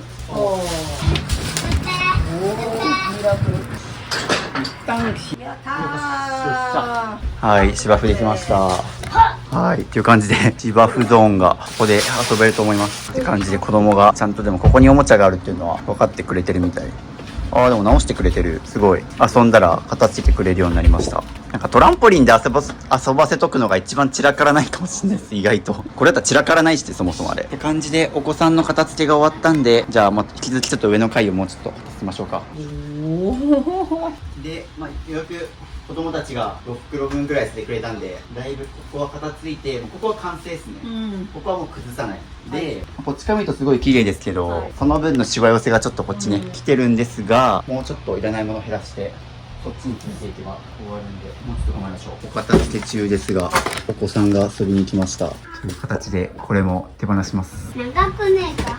時間かかるのよ、これは。感じで子供を呼びました。子供服を減らすには子供に見てもらうのが一番ということで。いつも動画始めるときこんな座り方。今日も物を減らしていくんですけど、見てんの見た。あれはでも通した方がいいかもしれないですね。この始まりがこうやって子供が覚えるぐらいですからね。確かにすごい。このイメージ。覚えてんの。で、なんかね、意識はしてます。いつも黒でしょ？服黒だよ。YouTube で女の人で出たピンクの。見たな、あれ一緒に見たな。物を減らして気持ちいいって。という感じでちょっと上のちょっとサポート行ってきます。ではでは一家ランダン楽しんで。さようなら。おお、減らしてますね。って感じでお子さんがまたゴム1袋作ってくれました。私の独断で選んでたんで可愛いとか。ああ、そうですね。やっぱ子供に見てもらうのが一番早いな。おお、やばい。これはぬいぐるみですよ。ぬいぐるみがいっぱい。まだまだおもちゃできた。中にブック入れられてさ、遊んでもらうこともなく。そうそう、人形さんがかわいそうだから、子供が帰ってきてから減りのスピードが一気に上がった。ですね、子供すごい。お母さんがでも片付け始めたからそれが伝わったんだと思いますよ。すごーい。はい、という感じで3日目終了です。ようやく終わりが見えてきたっていう感じで、今日3日目でここまで片付いて、こっちはお子さんの遊び場、おもちゃも結構減らして、ここになんとか、ちょっと芝生もしてたんで、ちょっとまだ終わってないのがこの服とこまごまとしたものを、明日また僕来るので最後ちょっと延長戦になりましたが、はい、よろしくお願いします。明日はここからまたこの2つを減らす作業をやっていきます。帰ります。帰るわ。まさかの明日が4日目になるってことやな。そうですね、すいません。ちょっと4日目になりました。じゃあねー。はい、バイバイ。おやすみ。また明日ね。という感じで、明日これを捨てます。4日目ありがとうございます。4日目よろしくお願いします。事終わり。あ、そうなんです。バタバタでした。ありがとうございます。昨日一日、もう寝るだけだったと思いますけど、なんかありました生活の変化？今日の朝息子が綺麗な家めっちゃいい。つぶやきました。おーすごい、それは嬉しい。そうですね、トランポリンも飛べるようになってるし、特に朝起きた時になんか実感するでしょうね。そうですね。これは明太子おお、ほら、いただきます。そろそろ福岡恋しなったらあかんな。ちなみに延泊しましたまあ一応早めに終わらせますけど、予定ずらして、明日京都楽しむかと思ってあ、はい、なんで恋しくなってるんで、ちょっと恋しなってたらあかんな思って、はい、一応明太子味。ありがとうございます。もうこれで京都で豚骨ラーメン食わずに済む。実はジモティーで1個売れて。おお、ジモティーで。これがこの後引き取りに行きます。はい。粗大ゴミの山、今からこのゴミの山を積みます。すごいフリーマーケットでよく使う堺引っ越しセンターの、ブルーシートならぬミルシートがあるんですけど、今のとこ僕の片付け企画で物が多い人は堺引っ越しセンターのグッズを残すっていうのが3人目です。なんか堺引っ越しセンターの人形とかガムテープみんな残してるんですよ、なぜか。可愛いって言って。かわいい。はい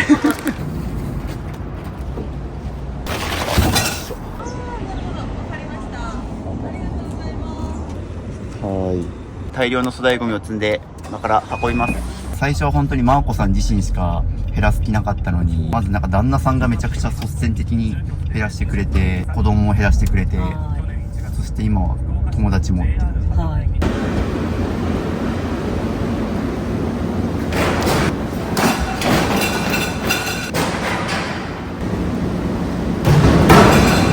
めっちゃ不思議なように見たかったカメラを。そうですね、 YouTuber かな。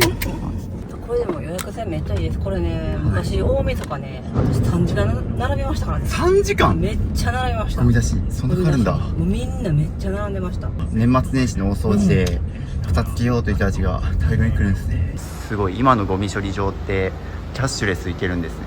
すごいなぁ。はい、ペイペイもいけて、ちょうどジャスト100キロ1500円。安いよね、あんだけ捨てて。あんだけ捨てたんでね、安いけど、そんだけ物を捨てるのにお金払ってるとも言える。確かに。さっきなんか見てられへんっつって結構いや、見てられないですね。投げ捨てる瞬間ね。あれ僕は爽快感ある一方、ない罪悪感もあるけど、両方ありますね、僕多は。分、最近までリビングいたやん、みたいな。そうっすね。僕は自分の持ち物じゃないから多分そこまで痛まないんですけど、そうやと思います。多分マーコさんご自身の持ち物だから、心は痛むでしょうね。痛い痛い。子供ちっちゃい頃とか思い出した。あー、なるほどね。ベビーカーとか手放しました。そうです。いや、もう見んとこうと思って。見ない方がいい。パーンまで行っても、後ろ振り向いた方がいい。バーンを見ない方がいい。僕は結構投げるの気持ちいいところだからやっちゃうタイプ。いや、そうやと思いますよ。だからおっちゃんも、みたいな感じですよ。長年使ったものなんでね。すごいね。お別れしたなっていう感じで粗大ゴミ2往復目行くんですけど、また家の中に戻ってきたら、結構収納ケースの類がいっぱい出てきましたね。ちなみにこれシュレッダーなんですけど、シュレッダーを束ねてるゴムがおパンチウサギで、今のとこ物が多い人の家にはおパンチウサギの人形かグッズがあるっていう説が立証されつつありますね。おパンチウサギが埋もれてます。なんだかんだまた大量に出てきてます。粗大ゴミ詰めるかっていう感じで積みました。2回目。キプさん、博多弁出ないですね。全く出ないですね。何々やけんとか。やっぱり九州の人すごいわかるじゃないですか。結構癖強いですね。めっちゃ標準語ですね。はい、よく言われますね、それで。全く別に、なん博多か、感がない。我慢してるとかじゃなくて、逆に使えないです。ちっちゃい頃からですか？ちっちゃい頃からですね。そうだったお家がもう標準語だった。そうですね、お母さんも、お母さん大分で、父親横浜なんで、ああ、お父さんの言葉ですか？そうです。なんかあんまり家でも使わなかったし、僕もなんか、使うキャラじゃないというか。いや、使ってほしいですけどね、面白い。いやでも無理ですね。なんか逆にエセ博多弁みたいな。ああ。電化製品は入ってる？これには入ってないですね。はい。ただ OK です。はーい。ここから前行って敬語しましょうか。すごい京都弁だ。あ、そうやね。はいここの人ら結構京都弁ですね。はんなりしてる。はんなりしてます。さっきのやつまだある。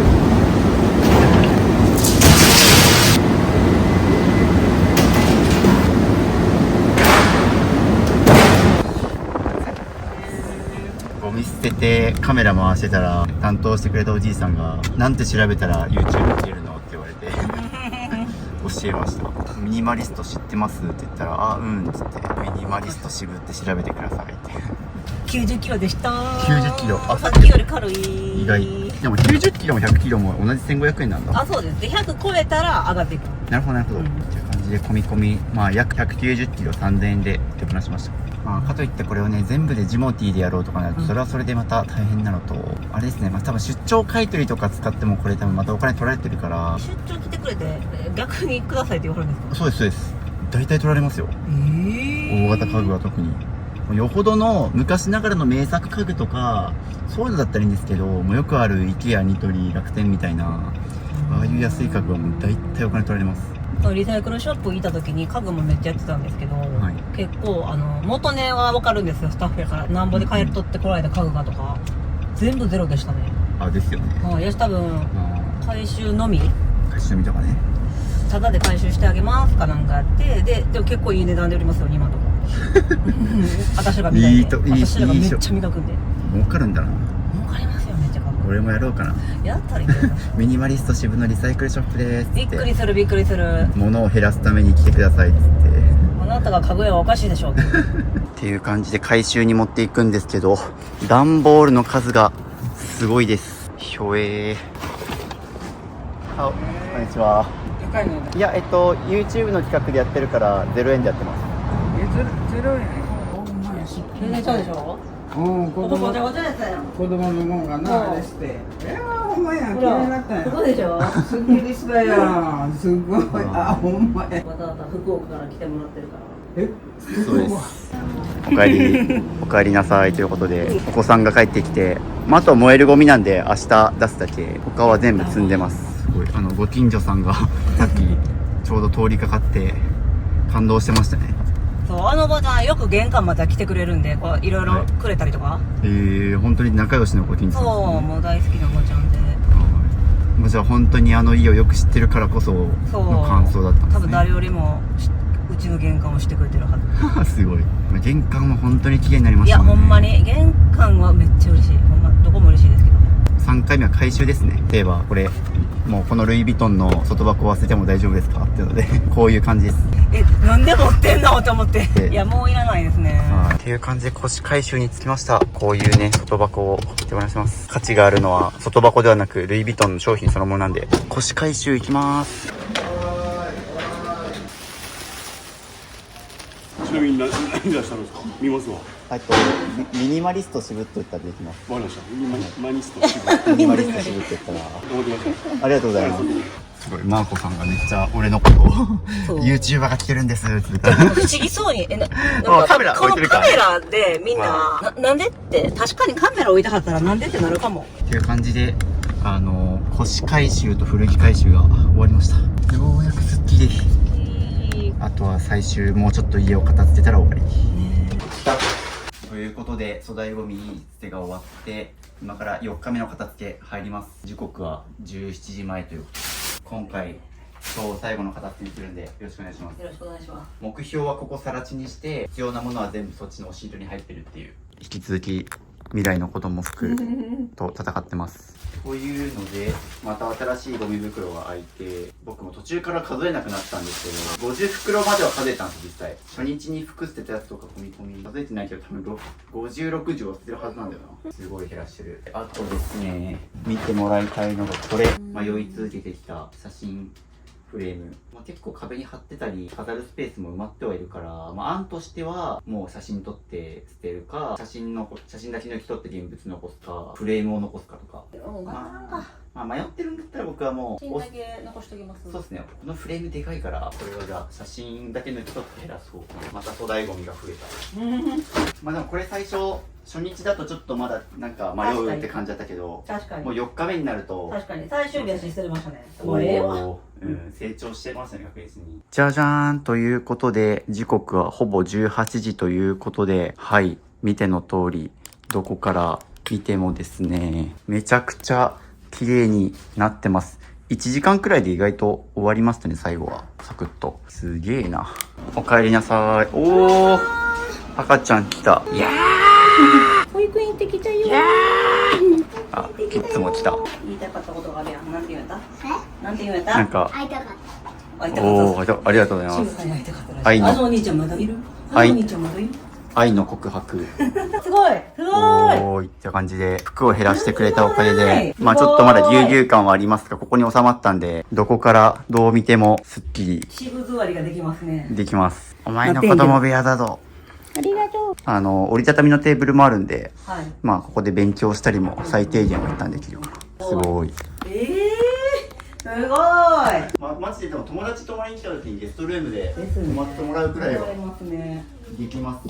びっくりしますよこれは。旦那さんの帰りが楽しみですね、これは。まあちょっとここからはエキストラタイムということで、お子さん2人の子供部屋行きますかね。そうですねやれる範囲までやりましょう。すごい。あ、旦那さん帰ってきた。おちょうど。ちょうどいい。ででーん。おー、いいやんって。すごない？めっちゃ綺麗じゃん。おーい。スケートボード見てこれ。ほんまやな。赤ちゃんも嬉し泣きしてます。まあ今後はだからみんなあそこで遊んでね。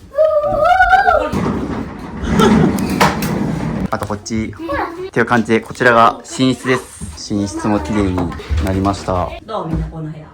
すっきりした。最高。天国。やばい、また赤ちゃんが嬉し泣きしてる。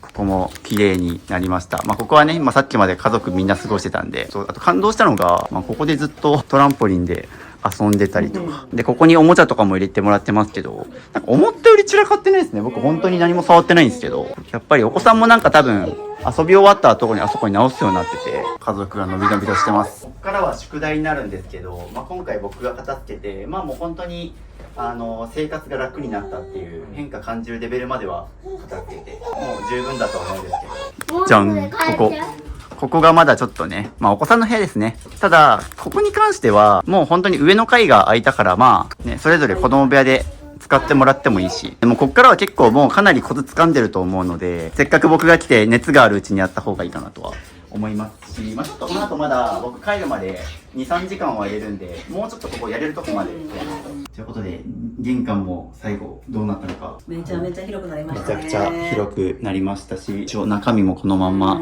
全部開きますが、家族6人分です。で、ちゃんとこの上には飾り物がはい。置けてます。で、僕も足元がですね、こんなに、時よりはい、広々としてます。最初はもうおっってなりました。そうですね、最初は本当に、だって半分くらいこそうこで、すね。もうここ多分ここしかそう。使えなかったんで。で、ちゃんと生活動線特にここめちゃくちゃ考えて、まず鏡をこんな風に靴履いた状態で全身見えるように、そっちからこっちに寄せて、スリッパもそっちの奥にあったんですけど、スリッパって普通に考えたら、来客が来て、家族でもそうですけど、ここで履くから、なんかいちいちこっから取り出すのめんどいじゃないですか。っていう風に使う動線的にここにしたりとか。あとここ、あれなくしましたもんね。物が増えがちなツリー。あ、そう。吊るすやつ。あれはあるだけで呼ぶんですよね。そう。物が物を呼ぶっていうはいはい。引っ掛けるフックをなくしてはい。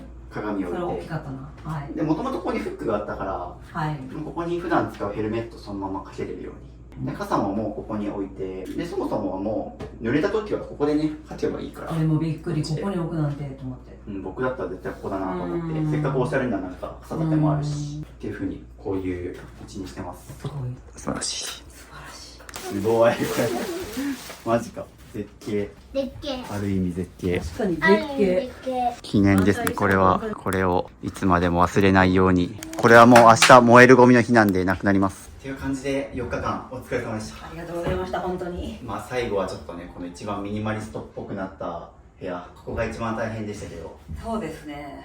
綺麗に片付いたということで、ちょっと最後ですね、4日間物減らしての感想とか、改めてちょっと減らしてみての反省点、こういうものは買いすぎてたなとか、今後はこうしようみたいな、もう率直に4日間減らしてみての感想を聞いてです。はい。4日間ね、最初3日間の予定だったんですけど、そうね、4日も来ていただいて、ずっといえいえ京都にいて、なんかホームステイしていただいてるみたいな気分で。そうですね、3泊4日連続で、ちなみにこの YouTube 企画では、過去一番長い人だと7回行ってるとか、平均して3回4回3回くらい行ってるんですけど、今までの方ってその1ヶ月おきとか1週間後とか、ちょっとこう期間を空けて何回か行ったんですけど、今回からはもう本当の短期集中ではい3日連続ちょっと時間くださいっていうのをお願いして、それこそこう子育てしながらで学校に送り迎えしたりとか、あとネイルサロンやったりとか、そうですね。もう本当にまあお忙しい中隙間時間作ってもらってまあ3泊4日うん。やっていただいて、やっぱね短期集中でやることの大事さが分かりました。思いました、私も。これか言ったはるのって。やっぱりね短期集中でやるからさっき減らしたこれ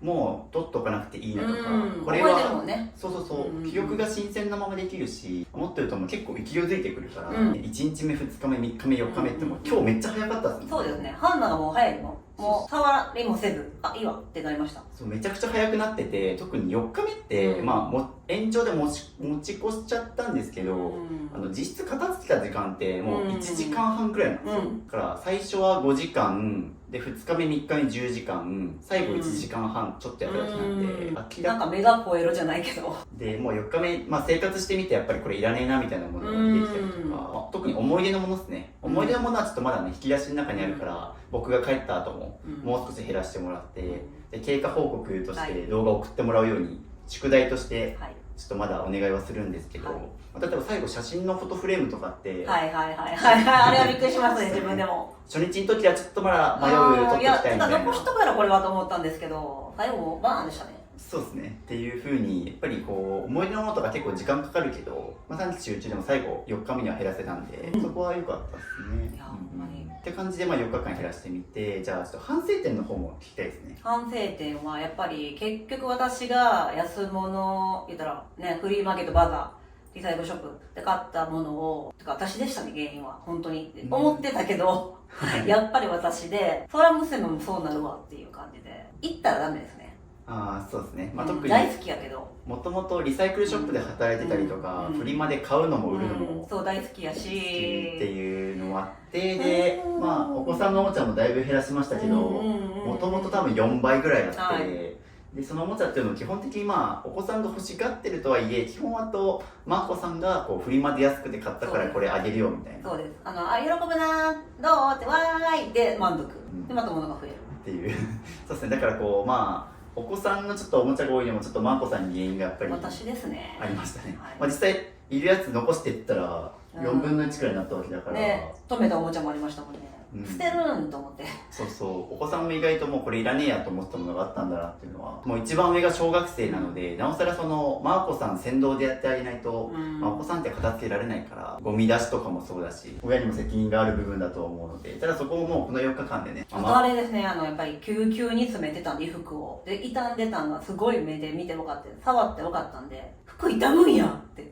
ああそうですね、ちゃんとしまってんのに傷むんやって。で、結局前世やったんで、そうそう意味なかった。まあもらった子供服も特にまあ保存の仕方が結構あれですね、もうゴミ袋の中にこうぎゅうぎゅうに詰め込んじゃってるからシワになったり傷んだり痛みも早かったから、ああいう管理の方法してるとなかなかね結局捨てちゃったから、自分の服が特に思いましたね。そうですね、だからこう未来の子供服だからといってこう無限に残し続けちゃうと結局管理が雑になっちゃうから服も傷んじゃって結局着れないっていう、服はめっちゃ減らしましたね。服一番減らしましたね。やっぱ一番持ってたんやね。まだまだ多いけどね。まだ正直まだまだあります。あるけど、はい、4日前のマーコさんはいとはもうそうですね、比べのものにならないくらい捨てられるようになってるから、はい本当に良かったです。やっぱこのね、渋さんの指導がないと踏ん切りもつかないし、絶対無理でした。本読んでるだけじゃ。そうですね、はいあと良かったのは、マーコさんはもう本当にもう10年15年ずっと片付かない生こ活をの部屋にしたくて本を読み漁ってたんですよ。そうで、それこそ僕の片付けの YouTube チャンネル見てくれたりとか、まあ、僕に限らず書店に行ってこう片付け全般の本読んだり、もう多分もうメソッドはね、いっぱい頭に入ってるんですよね。1年以内に使ってないものを減らすそうです。だから人んちで指導はできます。ただ自分ができない。なるほどなるほど。っていうので、まあこうなんだろうな、ノウハウマニアになったところはあると思うんですね。それで満足してたかもしれないですね。まあでもだからこそ今回行動のきっかけがあったから、もうあとはやるだけっていう、やるしかなかった。だから結構減らすスピードは本当に速かったですね、スイッチ入ってからは、まあ、最初服から減らしましょうかみたいなのをマーコさんから自分から率先してやってくれたんで、今回マーコさんが片付け始めて旦那さんもめっちゃ減らしてくれて、でそれを見た子供たちもね、おもちゃ減らしてくれて服も減らしてくれてっていうので、最初は私しか乗り気じゃなかったのでみんな反対してたんで、そうですね、まあみんなマーコさん以外反対で、まあ、ただ YouTuber のこの人来るよみたいな、こんなやつ来るんだくらいにしか思ってなかった。他人事みたいな感じけどね、もう結構みんなそうですね、片付け祭りみたいにもう一気にパーティー形式で一気にやったんで、やりたくなりますよね、やっぱ。そうやね、なんかうずうずしてきますね。捨てたいってなる。周りがやってたりから、ちょっとね、俺も私もやりたいなってなったと思うんですけど、だから結構家族がいるせいで片付かないって人も本当にめちゃくちゃお問い合わせ来るし、その気持ちもわかるんですけど、片付かないのが家族のせいじゃなくて、そもそもお母さんが片付けてないから片付けてよって言っても言葉に説得力出ないしみたいなっていう状態だったと思うんですけど、短期集中取り組むとそこもお母さんがこんなに頑張ってるみたいなのが短期集中でと伝わるから、家族が変わってくれたのは僕は嬉しかったです。いや、ありがとうございます。いや、こちらこそ。ほんまにこんな日が来るなんて。まあなんかこれで締めますけど、なんか最後言いたいことがあれば。最初はやっぱり渋さん単身の方、独身の男の人やし、こんな人数いて子供もいて企画発できませんってなるんちゃうかなと思ったんですよ。はい、動線とか全然違うしって後からなっちゃうんちゃうかなと思ってたんですけど、本当に子供の動きとかすっごい考えてくれてて、結構子供目線ですごい考えてくれたので、その動きまで見てくれんねやみたいな、動線まで、収納も子供がこうやって取りやすいとか、私がこう溜め込みやすいからこのケースはダメとか、どんだけおしゃれでも私には合ってないケースがあるとか、そんなん知らないじゃないですか。まあなかなか自分だと、特に生活の動線とかってそれ自分が当たり前と思ってやってるから、なかなか自分だと気づけないんですけど、まあ、こう第三者の目線入れると、なんかまあ僕から見るとやっぱ明らかにおかしいなと思うことでもね、結構本人からするともうそれで10年15年ずっと生活してるから、どこに収納、引き出しの収納ケースが使うん向いてへん人がいるなんていう事実知らないじゃないですか。でも本当に買い足した収納はもうあれですね、ニトリで買った2つのワゴンと、あともうハンガーだけなんで、もうほとんど物増やさずに収納できてるから、よかったですね。っていう感じで4日間お疲れ様でした。はい、という感じでこの YouTube 企画に出たい方は概要欄のリンクからぜひ申し込みできますので、はい、顔出しと部屋映してくれる方は無料で全国どこでも行きますのでよろしくお願いします。であとですね、ちょっとどうしても YouTube に出れないよって方向けにですね、僕概要欄の LINE から Zoom の相談会やってて、実はマーコさんそれにも来てくれてるんですよね。そうですね。そうだから動画の冒頭に多分 Zoom の映像が映ってると思うんですけど、あれは来てくれるなんて思わないじゃないですか。そうですね、そこから決まったんでね、また無料の Zoom の相談会1回45分やってて、でそこにマーコさん来てくれて、こういう理由で捨てられないんですとか聞いてって、でこういう部屋で暮らしてますみたいな、その上で僕アドバイスして、でいろいろ話してったらまあ家来ようみたいな決まったりとか来てくれたんですよね。したんで、まあなかなかこう YouTube に顔出しできないとか出ない方はぜひ概要欄の LINE から。あと概要欄にですね、YouTube に公開してない片捨て動画も最近ちょっと作り始めてて、 YouTube で見えない LINE 限定の片捨て動画も上げてるので、ぜひ概要欄から登録よろしくお願いします。という形で皆さんご視聴いただきありがとうございましたなんですが、最後まだまだ動画終わらずにですね、この後ちょっと子供部屋片捨てたりとか、まだ魔界があるんでね。そうですね、僕が帰った後にマーコさんがちょっと進捗動画、経過報告の動画を送ってもらうので、はい、閉じずに最後まで動画見てください。はい、では一旦締めます。ありがとうございます。ありがとうございます。YouTube 見てます。渋さんのチャンネルじゃなくてすいません。はじめ社長見てる。燃えるゴミの日までここに置いてますけど、雨も降るから外。これが置けるようになったのがすごいんだよ。一時避難所で。絶対置けないでしょ。置けなかったそれまで。トランポリンほんと気に入ってますね。ねえ。よかった。よかった。じゃあ、そのまんま、僕がちょっと帰るまで、終電の時間までここを、ちょっとお子さんと一緒に出しましょうかね。もう減らしてるじゃん。カメラ回してない間にもうゴミ袋出して、結構減らしてる。気になったのがそこ、奥の収納ですね。多分奥の収納見た方がいいと思います。布団が入って大量の布団です。は、絶対いる。いや、渋さん来る前にやったんですけど、はい。いらんかも。いらんかも、そうですね。そこを開けたらめっちゃ収納できるから。で、ここもまず床を全部出します。おーっていう感じで床が開きつつ、まあ出しただけですよね。っていう感じで、もともとこう和室だったみたいで、ようやくこっちが開くようになりました。ここっすね。ここも相当してたんですけど。なるほど。布団がね、まあ家族。布団どうしたらいいんですか。まあ布団もね、これはちょっと減らす云々というよりは買い方かな。ぎゅうぎゅうに詰まってますね。あと、布団に関係なくティッシュの山があるんで、これもちょっと出します。すごいこれ。今流行ってるやつだこれ。いらないシーツを減らしてもらってます。着々と減ってますよ、でも。ね。って感じで。やっぱり捨てるのが基本なんやな。そう、捨てるが基本です。ね。捨てるために全部出すっていうのがまずやってほしいことですね。信号全部出す機会もないよ。まあみんな結構これめんどくさがあるから。はい。旦那さんが帰ってきたのでちょっと厳選してもらってます、これを。子供部屋大改造。